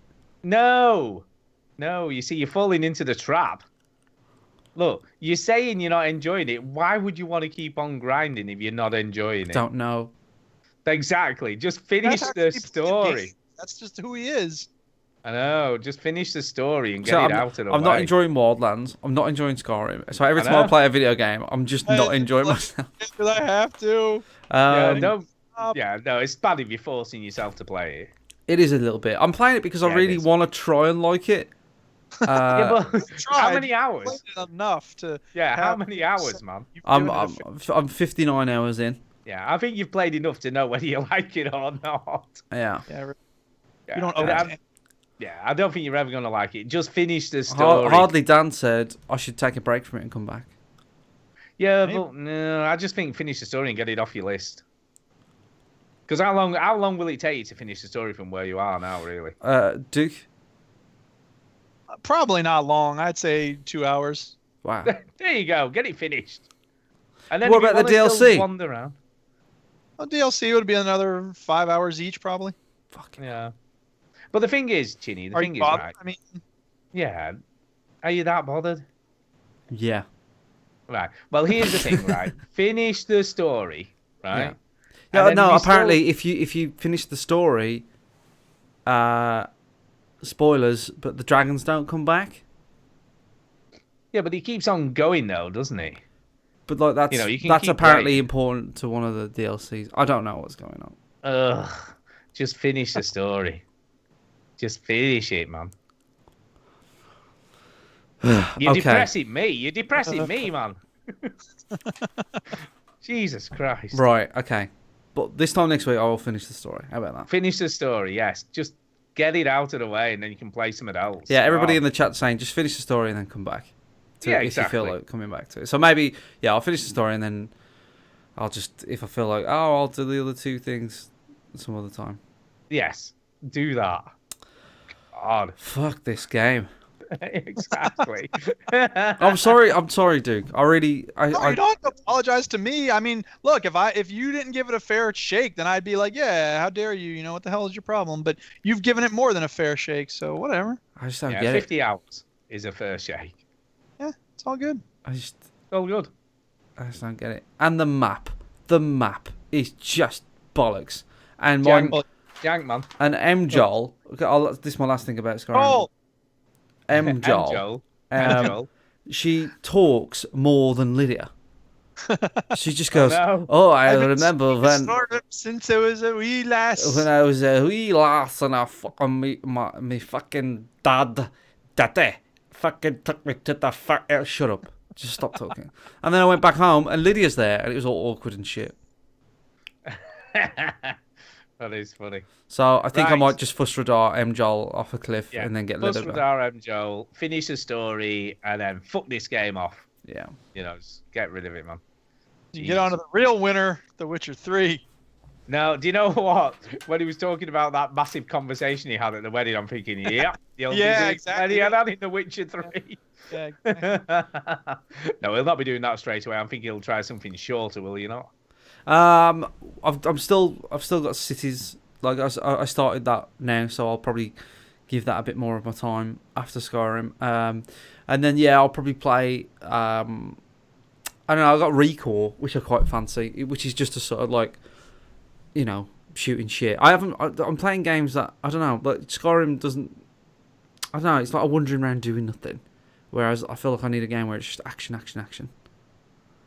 Yeah, that sounds good. So I don't know. I feel like I'm in the mood for Recore. So we'll see. That's a lot of Yep. action in that game. It is. A lot of action. Oh, there you go. Right. Anything else from you, Chinny? No.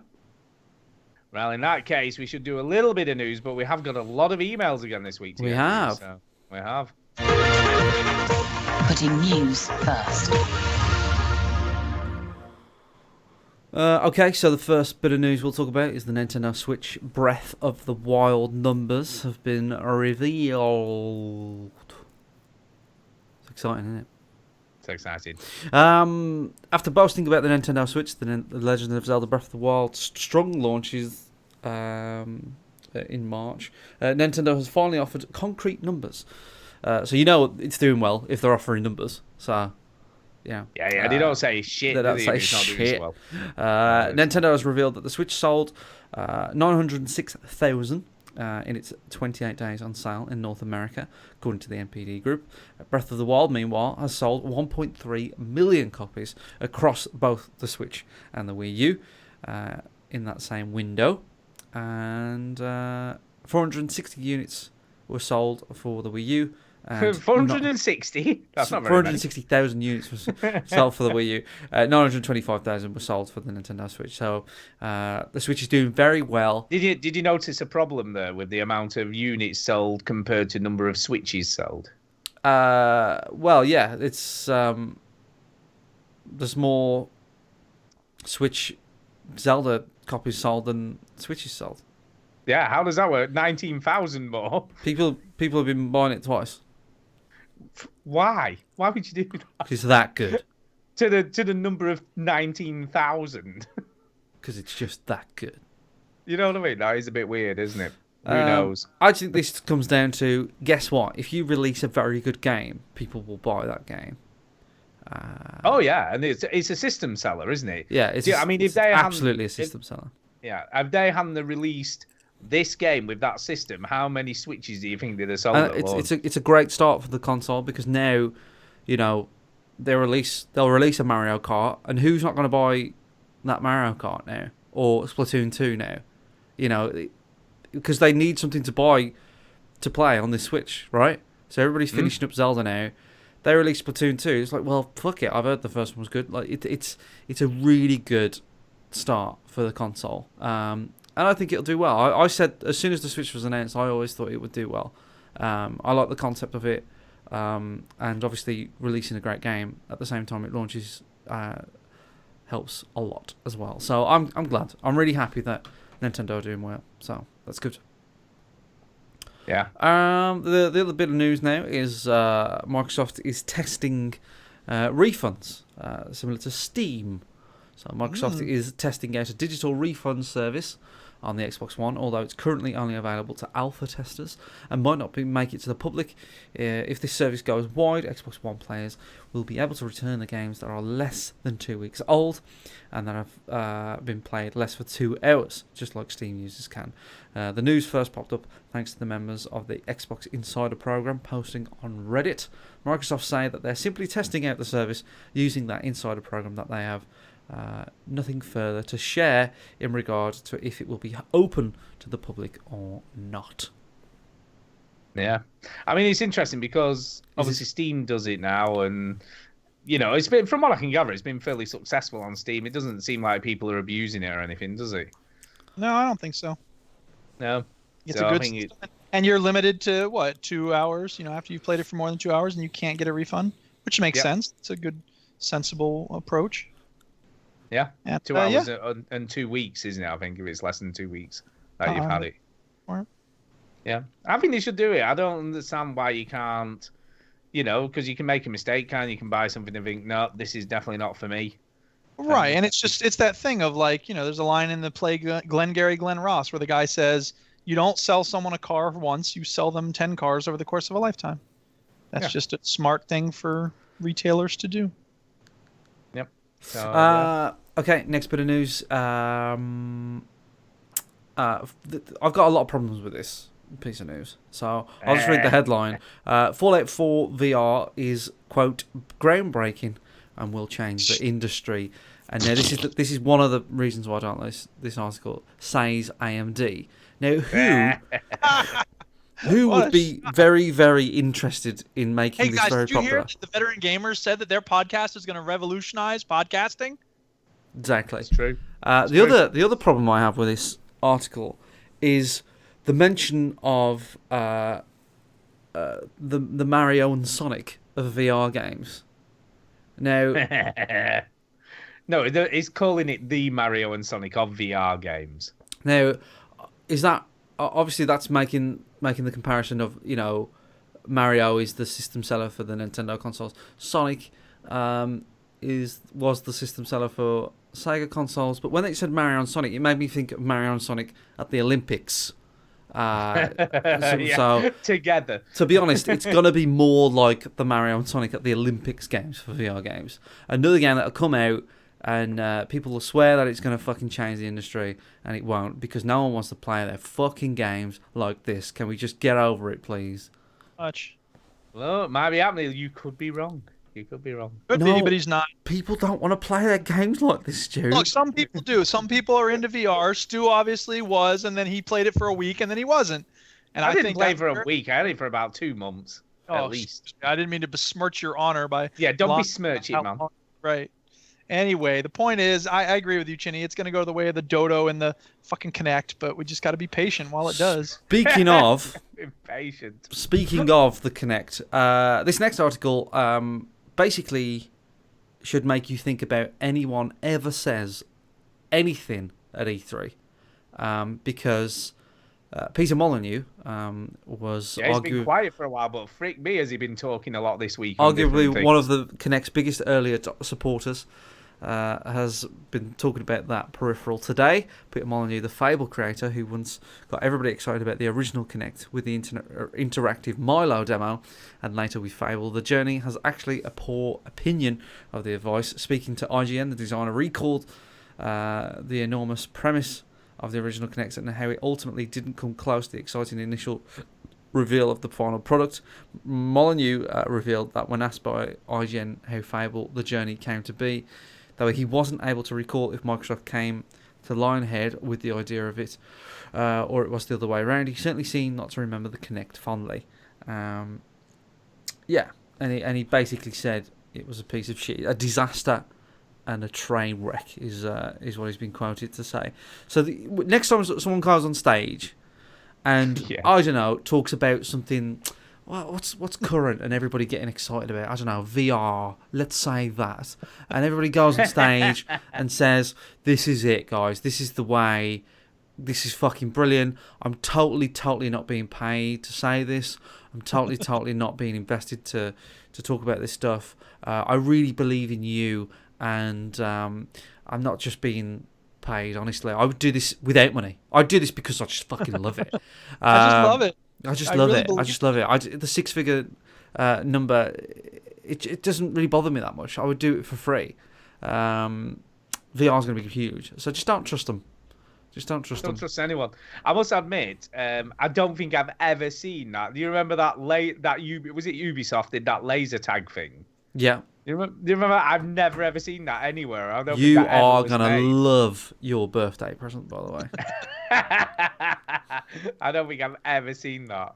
Yeah. It just goes. Laser tags coming back, motherfuckers. Yeah. Hey, we gotta take your scores and shit. Yeah. Who knows?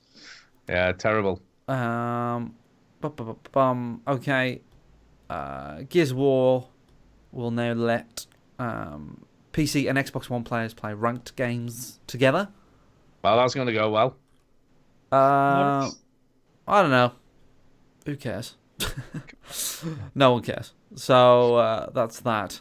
And then British terror hoaxer. This is awful. Charged after US gamer shot by the cops. A British man has become the first person on these shores charged over an incident of swatting. Robert McDade, 21, from Coventry, faces multiple charges in the US after phoning a terrorism hotline to make threats while posing as another man, Tyrone Dobbs. McDane said that he had a gun and explosives and would kill 3 people if he did not get $15,000 in cash. The real Tyrone Dobbs, a 20-year-old gamer from Maryland, was subsequently, sorry, I can't say the word, shot by the US police who raided his home. Dobbs was hit in the face and chest with rubber bullets, fracturing his skull and bruising his lungs. McDade has said that he was asked to swat Dobbs by a fellow US gamer, Zachary Lee, who has been charged with the same offences. Both face up to 20 years of jail time if found guilty. Dobbs, meanwhile, has questioned why the police did not listen to the family members who attempted to stop the police from shooting him, saying that he was asleep in bed at the time. So for people that don't know, swatting is basically a prank that people play on people that stream live. Shot cops. It's such a funny prank. Yeah, I mean it's in Hilarious. the new Jackass movie, I believe. It's just you find out where these people live and you send a SWAT team, and usually what happens is like they sort of burst in. The people sort of like shit themselves, or these days they don't actually shit themselves. They go, "Oh my god, I'm being swatted!" Like it's like an honor thing, and then the police come in and they have no idea what the fuck that guy's doing, and then they work it out. And I've even seen one incident of somebody being swatted where the guy comes in and he actually knows about Twitch and video games.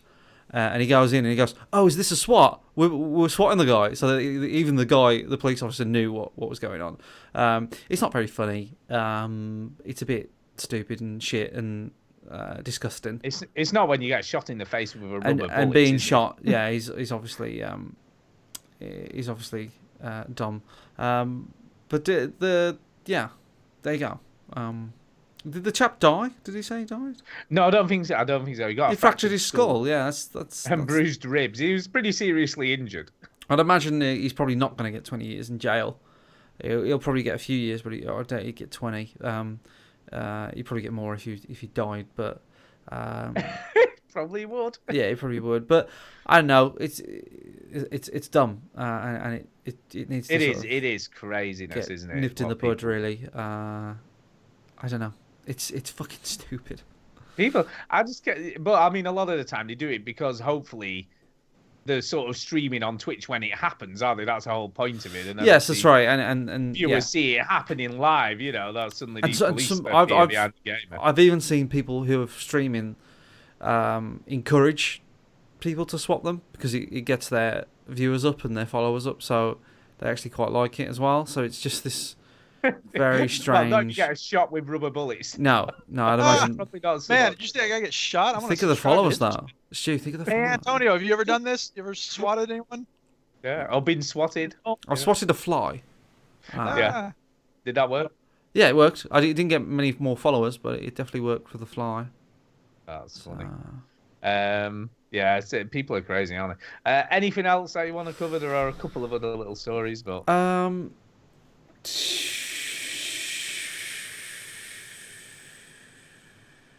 There's one super quick news item you should maybe mention.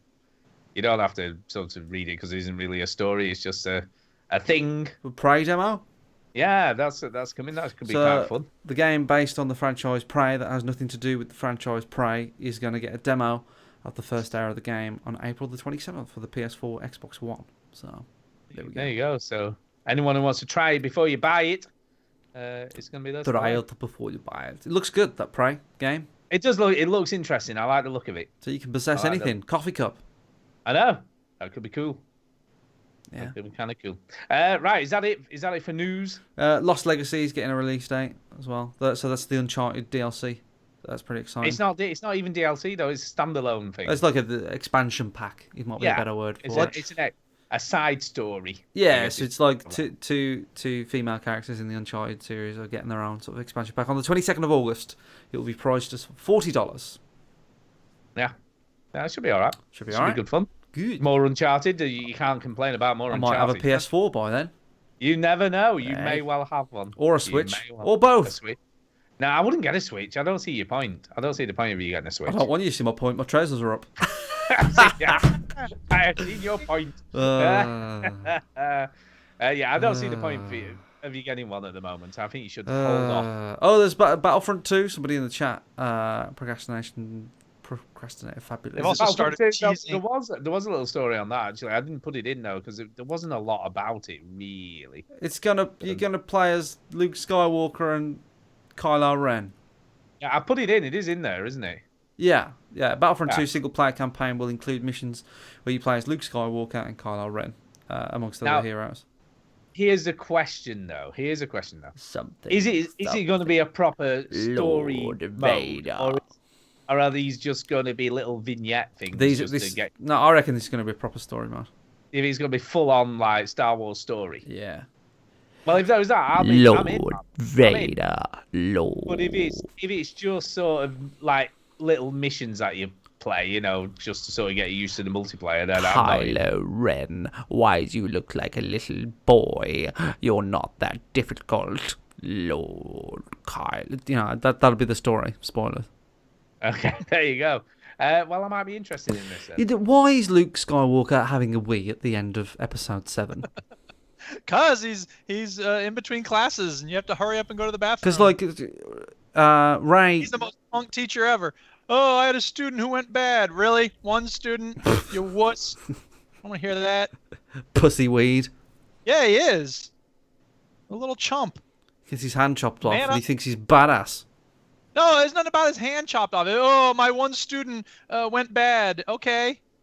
Join the fucking club, dude. Try having one a year show up in the goddamn police beat. Yeah, but like when goes. It's different when that one student can actually control like telekinesis things. Genocides. Yeah, everything. yeah. Life sucks. Get a helmet. That's my teaching advice. You should be on the side of the scene, just going, get a helmet. Yeah. Just get a helmet. What a wuss. Meh. Anyway, right, are you ready for some emails? Because we've got a few of those to get through. I'm ready for some emails. Let's do this.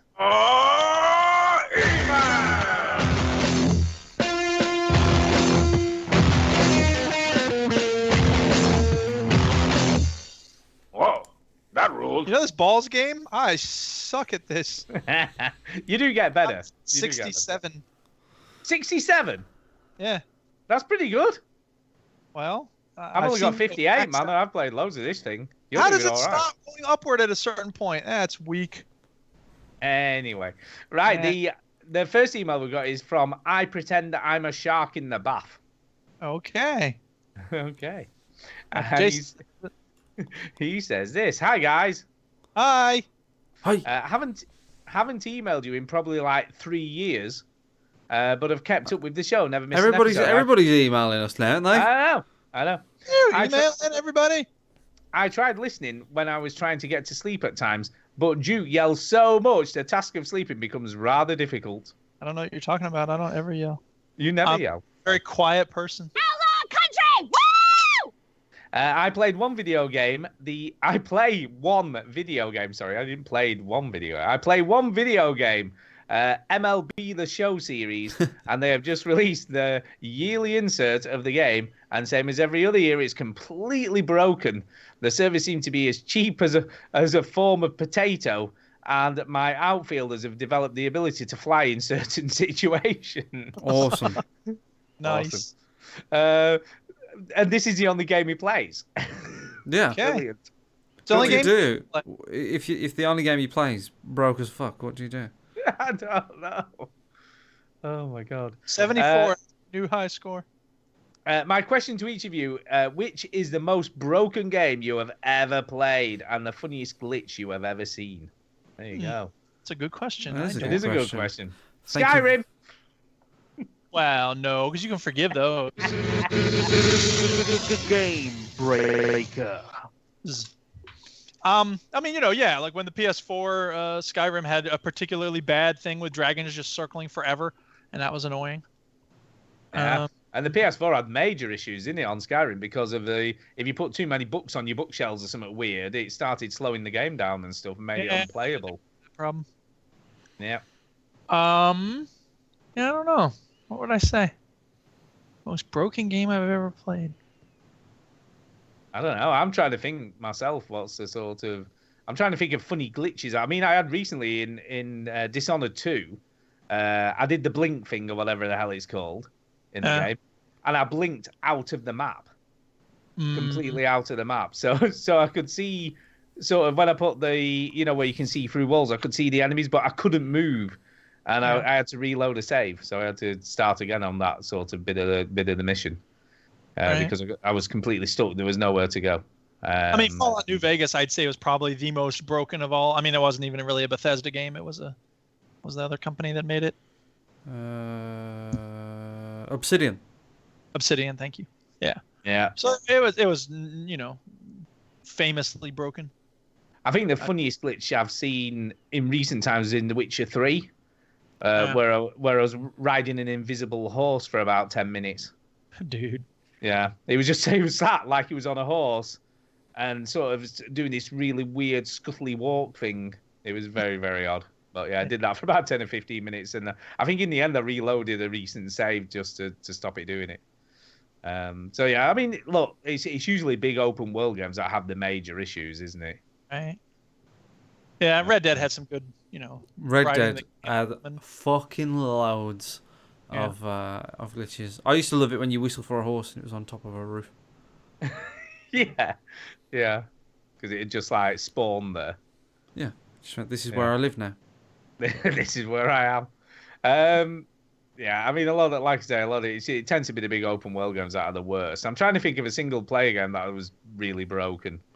Yeah, it's hard to think. It is. Skyrim, I know, had a lot of problems. Yeah, Red Dead had a lot of issues. Fallout, I remember just seeing somebody in the Y position, the T position, Right. like 100 feet in the sky for no reason. In Skyrim, actually, recently I saw a mammoth about 10 foot in the air, and then he just dropped to the ground. I'll say that, I mentioned this recently when Chinny was playing Skyrim. There's the part in the Dark Brotherhood where you get in the coffin, and like my game glitched at that moment. So I sat in there for like 4 minutes, like just, wow, this is a long cutscene. They're really building up the suspense. Yeah, I can't think of any more though. No, I'll think on that. I can't think of any more that I've sort of. Well, thank you for the question, much appreciated, and in general, much appreciated to all the emails that we're getting tonight. Please keep them coming. If you go onto the website and see the contact, you can email us, and that's what Dom did. And thanks for your question, Dom. Yeah, it's dead simple. Dead simple. Yeah. Next email is off David Tripney. Mr. David Tripney. Oh, Mr. David. Tripney. And he says this. Duke's sound clips. Yes. What about that? I know. Hi, guys. Why do you always not shut up? Exactly. Hi, guys. Hello. Hi. Hope you are all well. Hello. Would it be fair to say that the most of your listeners seem to have a love-hate relationship with Duke's sound clips? I think that's fair. I think that's fair. And we'll have something that exemplifies that soon.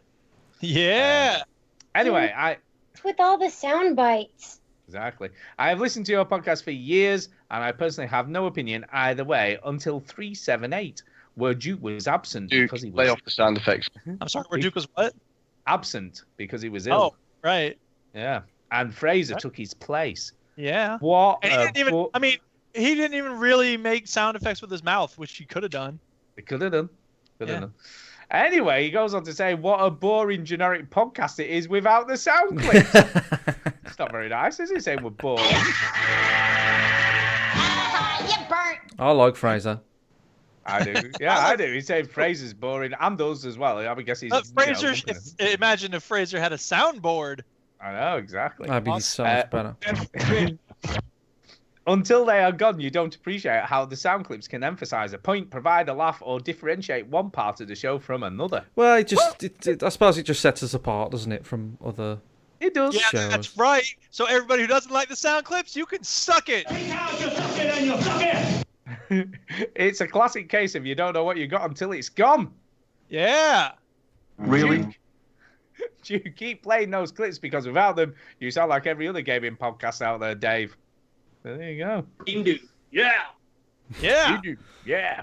The next email is about how he fucking hates the goddamn Yeah. sound effect. After listening to the most recent episode, I changed my mind. It sucks. I hate him. You don't know how much you appreciate him being gone until they come back. The thing is, I think me and Stu are so used to sort of relying on the sound effects to like We fill are. out. It was weird. You I don't must know admit, what I to do if found they're it not weird. around. I am recording. You know, so like when there's no sound effects, it really throws us off. In our defence, Stu, it was very strange to do a show without sound effects. It was. You're so used to them being there. It is weird when they're not there. So anyway, yes. Next one's off Gary Lee. And I'm not playing any right now because it's like weird without them. Hello, country! Woo! Wii Games is Gary's email entitlement, and he says, "Hello, sirs. Hello. Hello. Being the resident VG Hub Nintendo expert, Fanboy. I have a few Wii games I would like to recommend for the gent that emailed in last week, and the list is as follows: my games with no deal though. Xenoblade Chronicles, The Last Story, Punch Out, Rhythm Heaven Fever, Kirby's Epic Yarn, Monster Hunter Tri, No More Heroes, which you mentioned, and Zack and Wiki.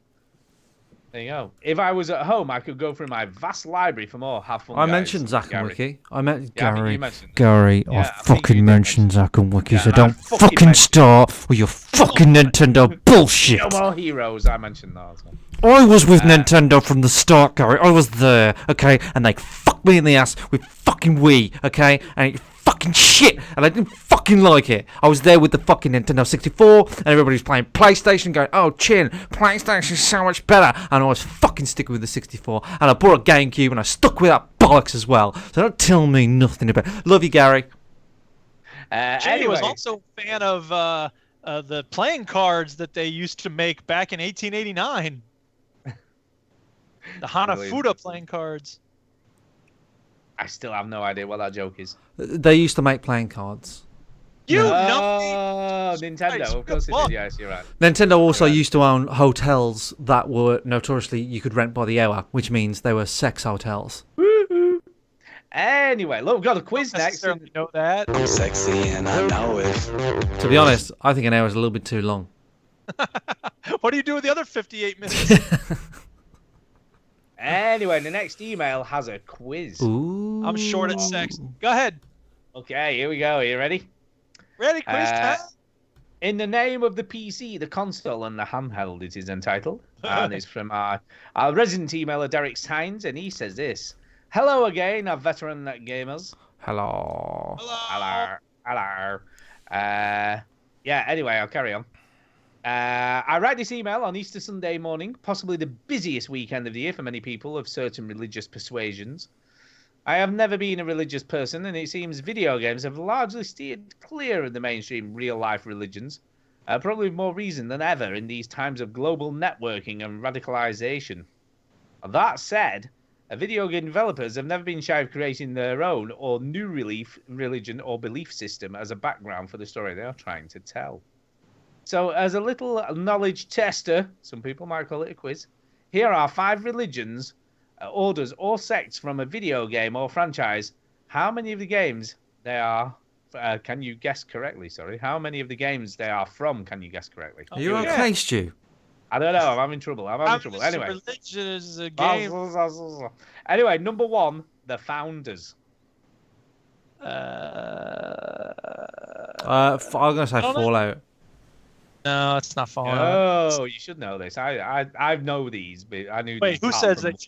Should Chinny know it or should I know it? You should both know it. Really?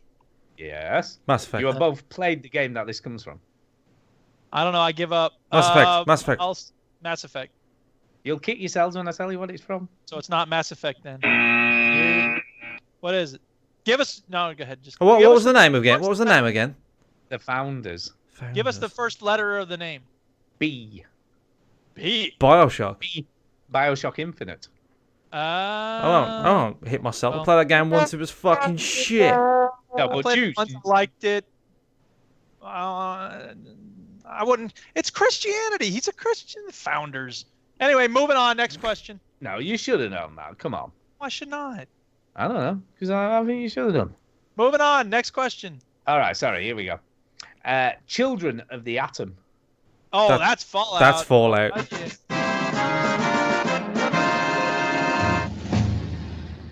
It is Fallout. Well done. You'll definitely know this one.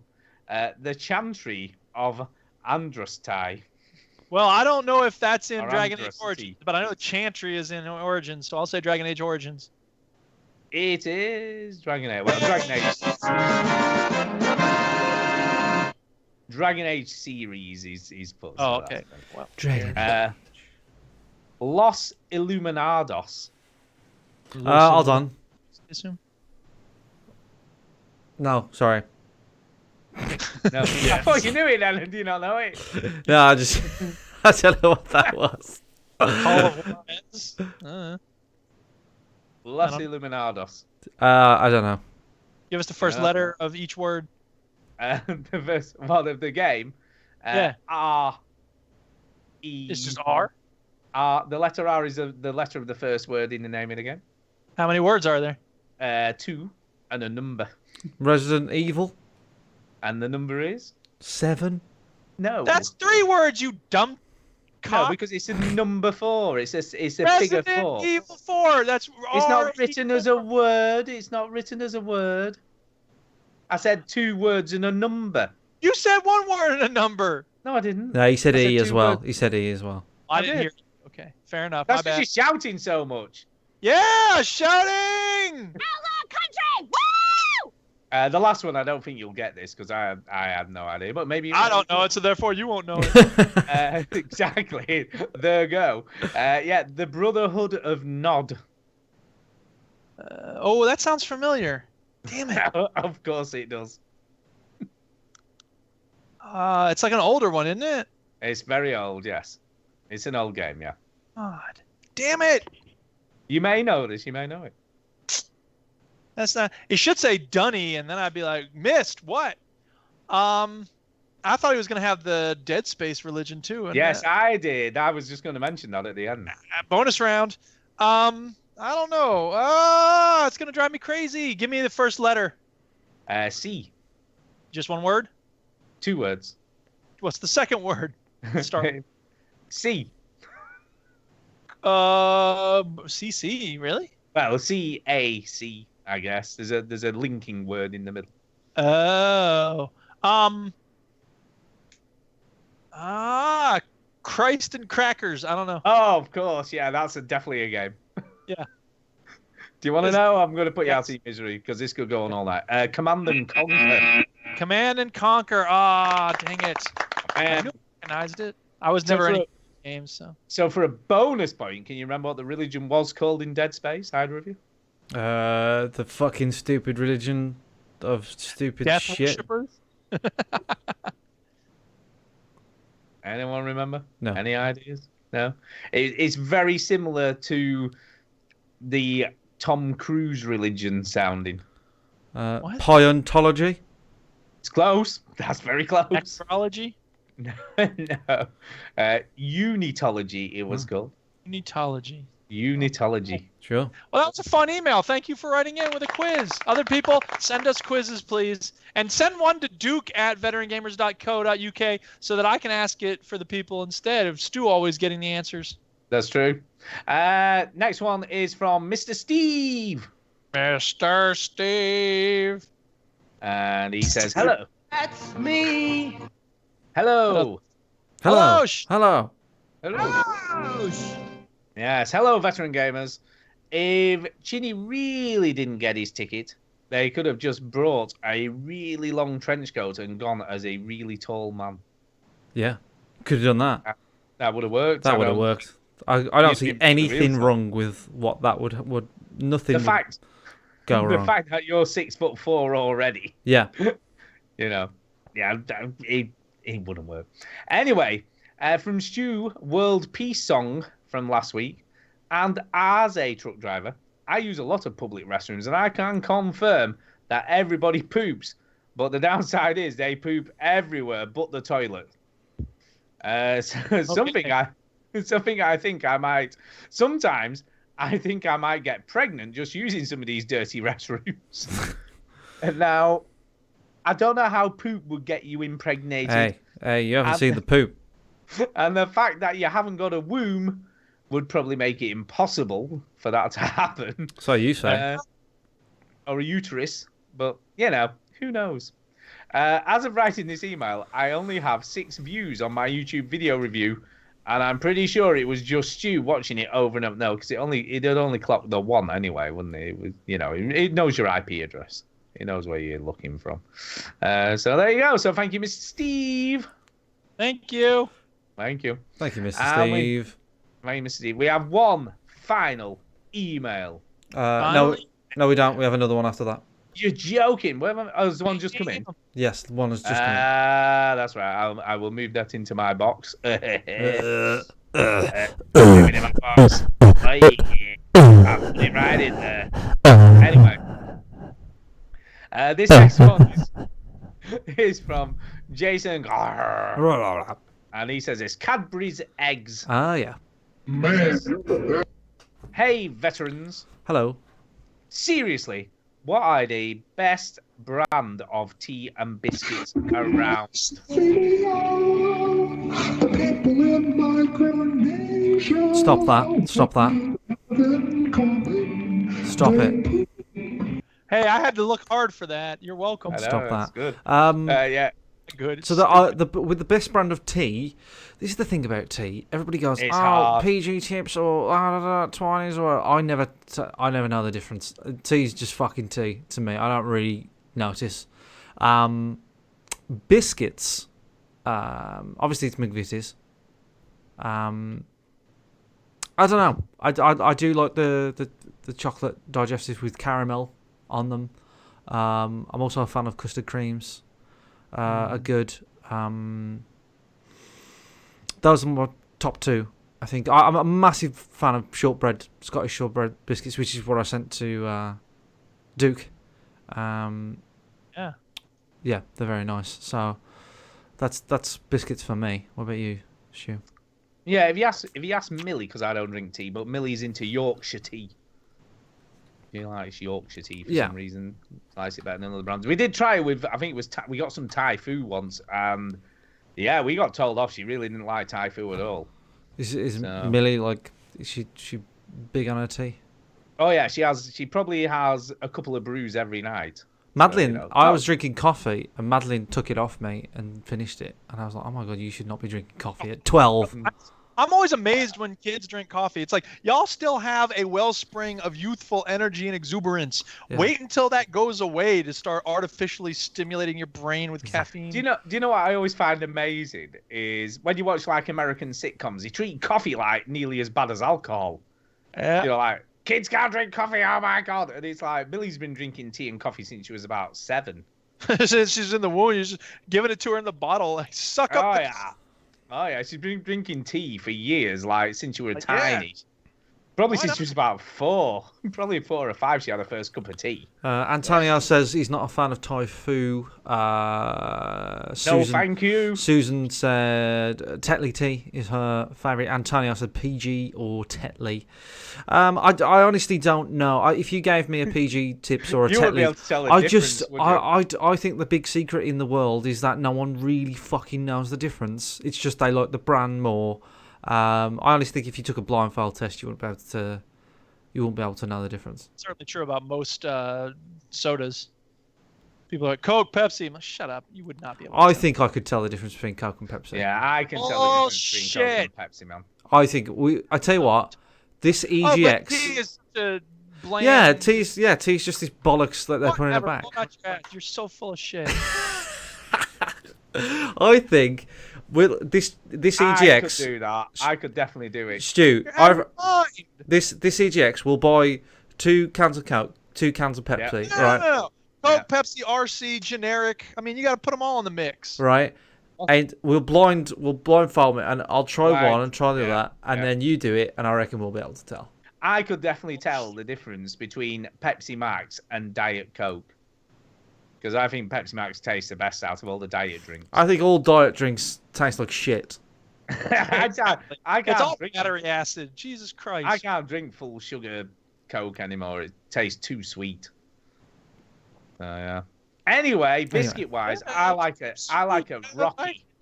I like Rocky biscuits. Rocky biscuits. That's the chocolate ones. Is that those? No, I like that they do. I think they do a chocolate caramel one. I quite like that one. Rocky biscuit. Yeah, I'm not with you on that. I don't think Rocky biscuits. When you talk about the best biscuits, I think Rocky biscuits. I don't know. The best biscuit. It's Cadbury's. I don't eat a lot of biscuits, to be honest. It's rough, rugged, and encased. I'll tell you what are good biscuits, but they're only like as a treat. Cadbury's Fingers. Again, I wouldn't put those down as a biscuit, are they? It's not a biscuit, man. They're a biscuit. It's like a chocolate thing, I suppose. Chocolate biscuit. Chocolate fingers. Yeah. I don't know. I think you're wrong. I think custard creams and obviously rich tea is good for dunking. I guess you're right. Who cares? And I'm not a fan of bourbons. Anyway, we have got a final email. It's a bit of a silly one, but let's do this anyway. This is from Finley, and he says this. What's up? Here, wait, I got it. Fiddle-a, fiddle-a. Fiddle-a, fiddle-a. And he says this. Here, yeah. Can you all list games in alphabetical order from the top of your heads? All right. Sorry, can you what? List games in alphabetical order from the top of ye heads. All right. 10-second Ninja, 1,001 Spikes, 101 Ways to Die, 140, Too Dark, 6,180 The Moon, 7 Days to Die, 8 Days, 88 Heroes, A Boy and His Blob, A Pixel Story, Aereo. Oh, you're really good at this, Chinny. That's not off the top of your head, you liar. Rose Waking, Absolver, Abzu, Ace Combat 7. Let me try it. Go on, you try it. Go on, have a go. That was Xbox One games. Oh, fuck. You started from the Z, you see. Shit. So, I was trying to think of a game that started with Z. I came up with one. Excuse me. Started with Z. Let me get my aluminum can. I start a controversy. You could have chose Zumba Fitness. Yeah, that's not a game. Yes, it is. It's not. Yeah, it's an exercise regimen pretending to be a game. You could have chose Zoo Tycoon. Well, I could have, but I never played that. I'm choosing games that I've played, unlike some people who just go online. Zombie Driver. World at War. Zombie Army Trilogy. You could have chose.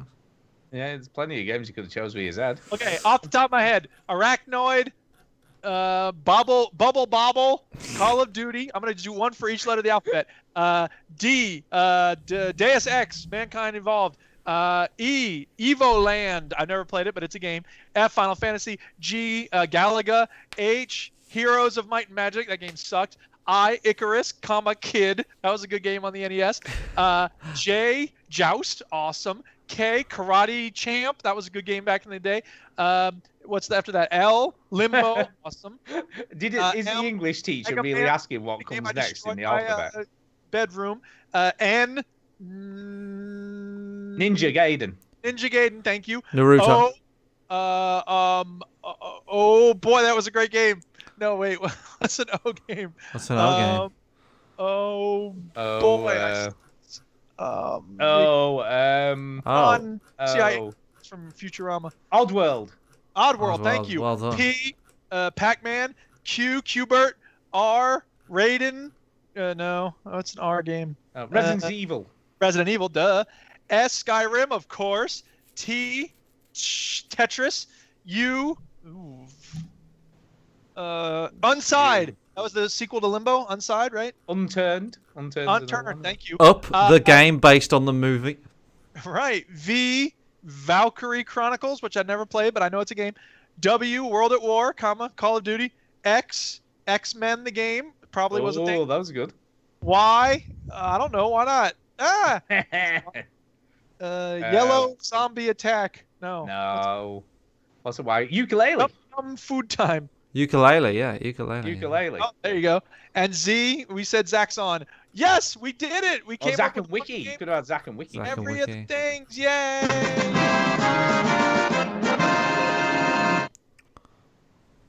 There you go. I am recording. There you go. Thank you for that. That was quite good fun, actually. Yeah, it's another fun quiz. Keep them coming, people. Keep them coming, baby. Yeah. Sweet. And that's it. I don't think there's anything else to do. Is there anything else to do? Oh, there is something else to do. I tell a lie. Yeah, he's got speed pipes. We have got a speed pipe. You should check out, which is called VGV. First we're doing this, though. On there, you find a bunch of well, links now to this is other happening. Video game podcasts, similar in vein to ours, but different in the way that they're as a delivered. clip. Some have all kinds of sound effects. Real contests are for old people. Some talk about RPGs. Some people say. Come on now. Some might say that. No one says that. Then, of course, you have links to, great forums. You don't have any other friends. So check it out, vghub.net. It is a great starting point for your podcast discovery. Here we go. This is happening. My friend Baxter here. Well, guess what? Now this is happening. Excuse me. Excuse me. What are you doing? Anchorman, classic. Brilliant. But yes, mate, I've forgotten. Yeah, I've got a speed pipe. I sent it to you earlier. Speed pipe. It's the way to leave a message for us. See, this speak pipe actually has reminded me of something very important. I'd like to talk to you all for a minute about the resurrection of Jesus Christ, our Lord and Savior. Because holy day of his rebirth. And if there's one thing I know for sure, it's that worshiping a zombie by drinking his blood and eating his flesh is the best way to commune with the divine. I like it. I'd like to take a moment to have 17 minutes of silence to honor our fallen Lord and Savior, Jesus Christ. Here we go. Here we go. Fast forward. Okay, that was 17 minutes. Yay. Thanks for joining us for that. I would cut it out in editing, obviously, but yeah. Thank you, Jesus, for dying and coming back to life for us. Hey, this is from the Easter Bunny. This speak pipe is from the Easter Bunny, which is great because I thought he didn't exist, but how could he send us a speak pipe if he didn't exist? So Exactly. let's have a listen to our good friend, the Easter Bunny. Hey guys, this is the Easter Bunny. Didn't even put on a voice. Didn't even put on a voice for it. That is a voice. What are you talking about? It takes a lot of stagecraft. It's very subtle. Yeah, I wanted to drop a couple of Easter eggs on you. I've been listening to this show, Ped and Miller Show. It's a podcast. Do y'all know what that is? Yeah, it's Peds from True Skill Games. He's got a show with his friend Mella. Yeah. Gotcha. They don't talk about video games that much. Well, then I'm not going to listen unless it's also about the murder of a man in Baltimore, which is the Undisclosed podcast. They're doing a really good series on the killing of Freddie Gray. But I know you guys are into music, and they've got this musician. He's been dropping some gorgeous tunes on them, and I think you guys would enjoy it. I know Duke he's really into music. So Stu, No. so Chinny not so much. I don't know. He plays guitar, but he's not into music that Chinny's the only one among us who actually plays an instrument, but he's not into music. much. Yeah. Kind of makes sense. But anyway, if you guys are truly into music, you should give that show a listen. If you're not faking being into music, if you're really into music. Yeah, not like Chinny. He's just faking it. There's some funny guys. That's the Ped and Miller Show. Anyway, thanks for continuing your show, guys. It continues to be one ball-blasting adventure. Happy Easter, guys. Easter Bunny, out. Wow. Sweet. That was the Easter Bunny. The Who Easter knew he sounded like that? The Easter Bunny sounds very... jovial and upbeat. Easter Bunny sounds kind of Yeah, he sad. sounds very dour and just sort of like, well, you know, have a fucking good Easter, I guess. Dog You sounded Dog happy. Dog HD says in the chat, is this real? Yes, it fucking is real. Okay, Yeah. just get used to it. No, this is fake. We're just Fake. pretending to do a podcast. Yeah, we're not really here at all. I want to give a shout out. I know it's not time for shout outs yet, but I want to give a shout out to the Duchess because she's been dealing with these rats, and it's so nasty, and I'm so sorry she has What to are you deal with dealing with rats? We've got rats in the chicken coop. It's nasty. We got rats in the loft, in the attic. I've got a rat in my kitchen. What am I gonna do?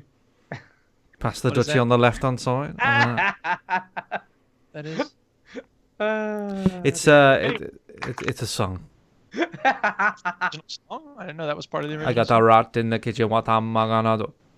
No, it's not part of Pasta Duchy. It's a different song. It's a different song. It's all.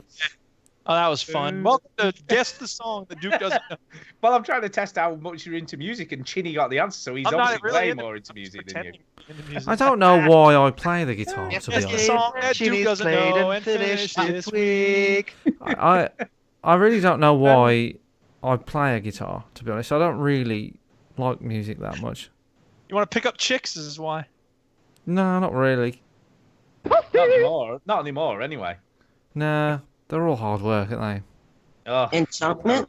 There it is. Enchantment. Yes, we have got an iTunes review as well, so we should do Oh my that. God, the features just don't stop coming. I know. Yo. Here's some real yo. iTunes reviews. Dark Dog. Got the. Why don't you listen to these people tell you what's what? Asking if this is real. What kind of question is that? As opposed to a fake podcast? maybe What you kind just of meant. dumbass question is that? We hate you. Maybe you just meant the speak pipe. It was just maybe. No, I meaning think the I speak think pipe. I No, think it that- was actually from the Easter Bunny. Yes. Yeah. You need to put something else in the chat so we know what you're talking about. I think you're just drunk, going from Twitch stream to Twitch stream. Take that Anyway. shit. Rocket League Twitch stream. Anyway, we have got an iTunes review from Zepcore. Awesome. And he says it's good gaming chat, 4 stars. It's knocked us a star on. Not a star on. Because it says, great podcast, though I think Stu gets ridiculed, put down by Duke and Chin a bit too often. Look, I totally agree. Fuck off. I totally agree. Not enough. Oh, yeah. Not enough. This is my kind of guy. The only reason I actually make fun of Stu, here it is. Whoop, whoop, woo. Because he's always fucking wrong, that's why. Because if we didn't take the piss out of Stu, this show would be 3 hours of him talking about how fucking great all these shit games are. That's true. But anyway, it's uncomfortable listening sometimes. Shut up, Stu. Why did you read it like that? You're so bad at reading iTunes. Uncomfortable listening sometimes. Also, feel sorry for me. I'm the real Vic. Fuck off, Stu. It's true. Not being a pussy. Also, stop with all the sound effects. Why do you always do this? Why do you always not shut up? What you been playing? This is what you've got to learn, right? If you tell Duke not to do the sound effects, he'll do more sound effects. Yeah, it's true. I just fell on my bottom into some butterscotch. See, he's mad now. Look what you've done to him. Is this real? I'm really Is it real? What's happening? Sony. I've learned to tolerate it, but at times I want to scream. Don't worry about it. What you think? Other than that, I thoroughly enjoyable, especially all the bickering. So he likes the bickering. He just doesn't. There is no bickering. He doesn't like. Real. Shut up. Is this bickering real? No. Yeah, shut up, Duke. It just doesn't like it when we pick on you. Is this you, Stu? No. I want to ask this question though. Okay, you take out us picking on Stu. You take out the bickering. You take out the sound effects. What the fuck else is there in this show? It would be 5 minutes long. I think we should do 2 minutes of that show. Yeah, ready? Cool. What, now? Not right now. Let's do 2 minutes of that show. Stu, what have you been playing, my friend? I don't know, the same games as you, because I like everything you like. Well, you've obviously got... Yeah, great taste. Sorry I interrupted you there. Great. Yeah, Wildlands is great, and I appreciate you've been playing Persona 5. Looks like a great game, Stu. I think you love it. I'm sorry, Duke. Clapping. That's not. I didn't hear you there because we was talking over you. Can you sort of repeat that? Sorry about that. Oh no, it's my mistake for trying to cut in while you were having a conversation. Well, I just feel bad because I wanted to clarify that the clapping was actually me clapping. Yes. It's not an artificial representation of that particular noise. I really appreciate you clapping, Stu. I think he brings up a great point about the. It does, yeah, I think he did. Thank you for congratulating me in such a friendly way. No problem. You know, I just. See, that would be fucking awful. It would. It'd be terrible. Now that was not real. God, Dark Dog, whatever the hell your name is. Your Binding of Isaac emoticon. Cryy, it's like a cryy face. Oh, he must be upset. It must be you moaning about being fucking insulted all the time like a big girl. I know. That's all I get. You know, Stu wrote that review. See, look, people don't want you picking on me. He wrote it. He wrote it while talking to Kay. His wife's just saying, "Kay, maybe if I write this review, they'll stop picking on me on the show." Yeah, Stu. Yeah, they'll stop. What else? Come on, you know that's not true, because if it was self-reviewing the show, I'd give us at least 5 stars. I don't know. Yeah, so if I gave you less sound effects, you'd give us 5 stars? Bullshit! Can we cut the condescending crap and play the game? There you go. Anyway, that is it. I don't sell out for stars. That's not who I am. I do. That's true. Yeah, I would, to be honest. I'd sell out I'll sell out for anything, yeah. Anything. Yeah. Right, next. Some potato peelings or something beside. Anyway, on that note, we need to get the hell out of here. So take it home with you. It's time for a shout out. Hey! Yeah, shout out. So let's do that, and then we can go home. No, we're already at home. Anyway, shout out. So over to you, Duke. Yes, I will shout out Marcanix for giving me that game. Thank you, Marcanix. That was so kind of you. Yeah, how is it? Is it good? I haven't played it. You already said he hadn't played it. I know, that's why I was asking him if it was any good. It was like a dig at him. It was a dig. It was a dig, man. It was a bit crap. That's not very nice for you to pick on him. We don't do that. I know.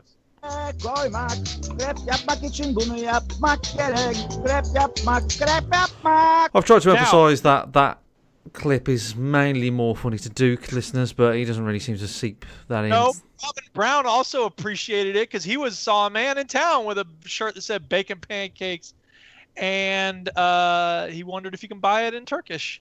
And yeah, wow, M. Kupperman probably can't. A tweet that I sent that didn't mention him. That's pretty cool. Shows that he's reading my tweets. That's interesting. Anyway, I will shout out D. Watkins because he also is awesome. He has a good podcast going on right now. And I will shout out everyone listening. And who else? Oh, yeah. Richard Webster, of course, always good for a larf on Twitter. And Chopper Kelly shouts me out. And yeah, thanks to everybody who's been sending things to the show, quizzes and reviews and all the rest of it. You people rock. Unless you don't give us 5 stars because you hate sound clips. I know, yeah. What's all that about? Or if you question the reality of things. Can I just mention before? No, it's too late, Procrastinator Fabulous. I know, that's what I was just going to say. Look, next week. Into the show. Yeah, next week, man. We'll read it. Don't worry, we'll do it next week. Settle down. And what does God HD send us one? It's just the email just be like, "Is this real? Is this real? Why am I crying? I know. Look, we know it's a quiz, but you'll just have to. Okay, can we stop talking to the chat, please? I know that's weird when we do that. Anyway, yeah, Chinny, over to you. Yes, I would like to thank all the people in the chat that we got to start ignoring because this show is also going out to people in the future. People download it and listen it to their commute and shit, and it helps them throughout their week. And we thank them for listening to it. We really do appreciate it. You listen to this show that's just full of us bullshitting. And we've been doing this for a long time, since 2008, before live streaming, before video games. And we do appreciate it. And I want to say, if you do want to write in or send a fucking quiz like everybody seems to be doing now, or just tell us I'm only joking, procrastinator. Send a fucking quiz. Send a fucking quiz. We know we're acquired taste on this show. We know that other people get annoyed by mainly Stu, really, but that's fine. And I don't think that's true. You would say. I think it is. So anyway, I don't think so. Hey, listen. Do not mean Stu. Listen. But we appreciate people listening to the show, and there's lots of other great podcasts on the VG Hub. But if you do want to check out what we're doing on YouTube, or I'm still live streaming this shit game called Skyrim, or if you just want to check out all the shows that we've done, you go to veterangamers.co.uk. You can do that. You can eyes out of me, Agent Kuyan. You can contact us on the contact page, and we're on Twitter and Facebook and all that shit. So we appreciate it. Thank you very much for listening and sticking with us all these years. And we're going to keep doing this show, whether you like it or fucking not. Yeah, really. We don't need you. As Steve Martin once said, I can do this show alone. I often do. I'll do the show for my parents. Well, I'm going to shout out Procrastinator Fabulous because he did send us a little email there. No, we do appreciate it. We do appreciate it. I don't want him feeling bad because now he's saying sorry. You don't need to be sorry. It's all good. Yes, you do. No, he doesn't. He asked a question. For your mistake. He asked a question, Stu. Maybe you should answer that question. Next show is tomorrow. We do it when's the next show? Yeah, we do it every day. No, we don't do it every day. One of the show. We only put the Sunday show out as a podcast, but we record every day. Record every day. Yeah, next Sunday. Are you telling me the actual answer, SLH? Come on, that's not what we pay you for. No, tell him the next answer. So yeah, next week we'll be back again on a Sunday at 9 o'clock. Sunday. You better be there. And if you're not there, you better be dead or in jail. And if you're in jail, break out. Be there. There you go. So yes, I'll shout out Procrastinator Fabulous and Dark Dog HD because I think he's new in the chat, isn't he? I don't think we've had him before. So that's fine. That's nice of you. And, I'll tell you what. Streaming to YouTube has been working out really well. We've been getting, new people watching, listening. Yeah. It's all good. So if you're a streamer, consider using Restream and streaming to YouTube as well. Fuck Beam though. It's pain in the ass. Hey, there's been one listener on Beam all night. So there's been two actually, not all night. Weirdos, hate you. I've got to say, I've been looking at all 3 streams, and I think Beam looks the best. Yeah, there's good things that Beam does, but doesn't matter. Nobody's gonna use it. I don't know. It just looks the best. It's bigger. somehow. You know what? There are some things that Bing did well. I mean, who cares? It's true. He's got the market share, then who cares? Yeah. MySpace ended up doing some things okay, but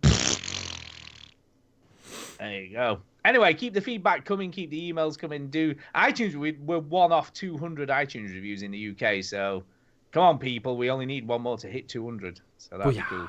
That will make us very happy. Once we get 200 reviews on iTunes, we'll be happy. We're gonna quit. Now, but yeah, we're gonna quit when we get 200. Yeah, and that's it for me. Just the usual shout outs to everybody and you two guys and all the stuff, and yeah, for being so nice to me every week. You know. Won't you?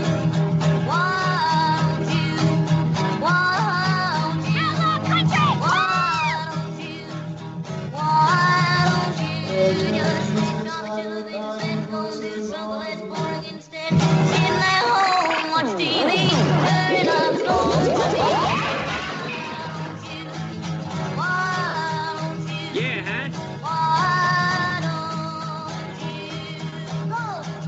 Oh, come on, let's get down. Come on, everybody. Check me out. I'm dancing. I'm dancing. Dancing. Hey, I'll tell you what, there was a good Z game you missed. What? Zero Escape. Oh, yeah. What are you doing that for? Bloody good game. Best game ever. Never played it. I don't know. I just know that I don't like things you like, except for some things that we do like together. Which is very few things. There's some. This, what do we like? I say this Ballz game is very addictive. It is terribly addictive. It is. See? It's good. See, I put you on something good. Yeah. Balls. Yeah. Well, what do the yellow circles mean? I have no clue. Didn't that take one away? I think it takes a thing away. Does it take a ball away? Oh my god, I'll have to avoid those then.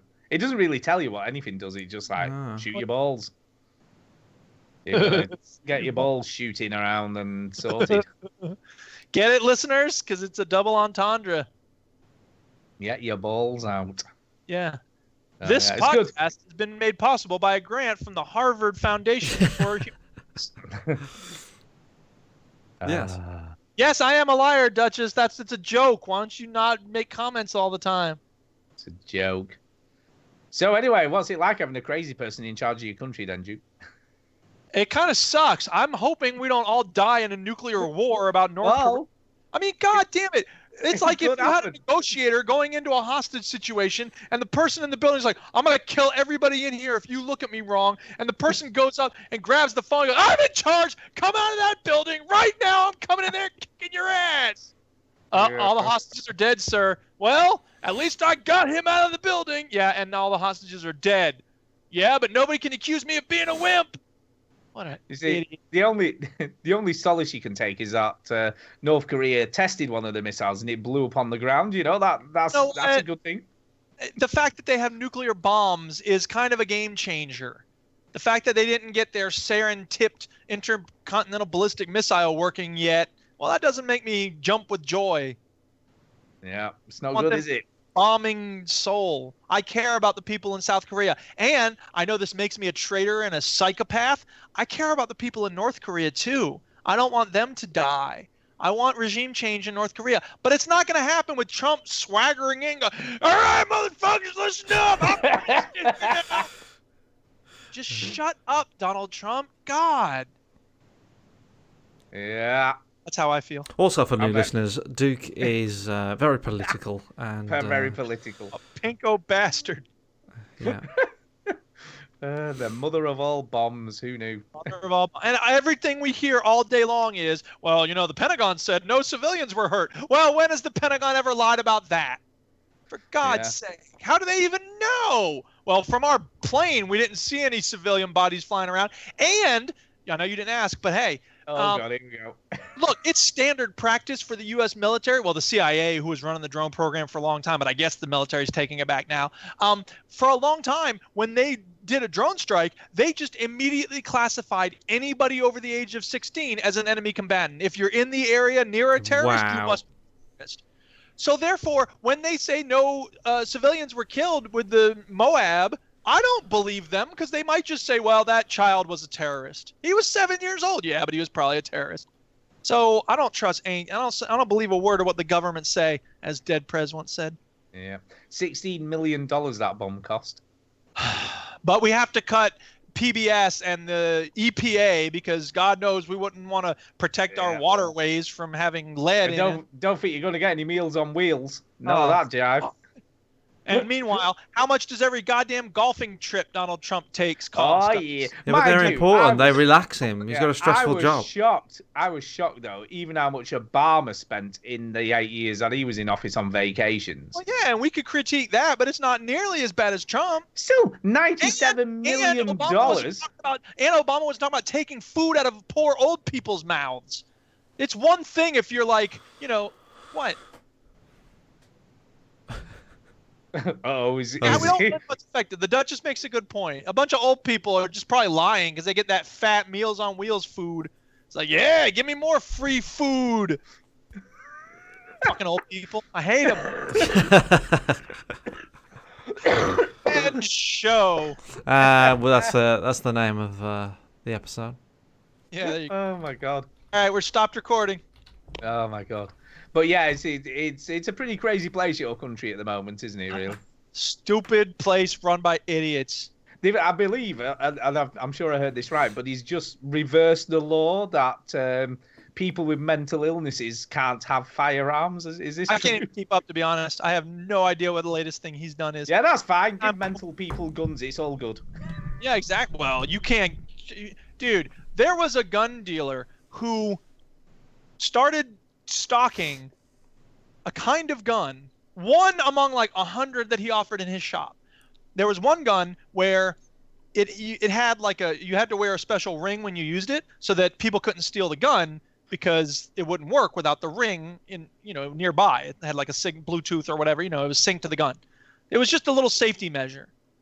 As soon as he put that gun on sale, people went nuts and they called for a boycott of his store, and he almost went out of business because people saw it as this creep. They're going to take my gun. They're going to take my guns. People in this country have, again, it's a very small percentage of the American people, but they're so fanatical about this right to bear arms stuff that they won't even talk about any kind of sensible gun control. And what's the result? Every week there's some psychopath who runs into a school and he's, my girlfriend left me. 7 dead kids. Well, what else can we do? Happened this week, didn't it, Blast?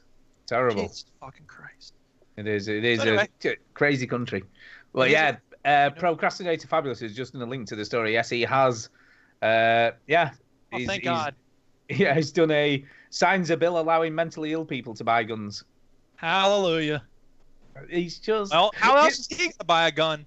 I still find it hard to. Do you know when you sort of see something? Every time I see him, I still find it hard to believe it's real. How did this man become president? Yeah, it's like, how does that happen? I just keep looking every time I see his picture. I mean, is he really the president, or did they just dream that? Exactly. Yeah, it is this DidactXx cast. Thank you, Antonio. Oh yeah. So yeah, it's. Anyway, I don't envy you living in that crazy country at the moment, Duke. That's for sure. We've been through horrible things before. I believe we'll make it through somehow. I hope it's only 4 years, or maybe even less if we can impeach the bastard. Because, look, let's be real.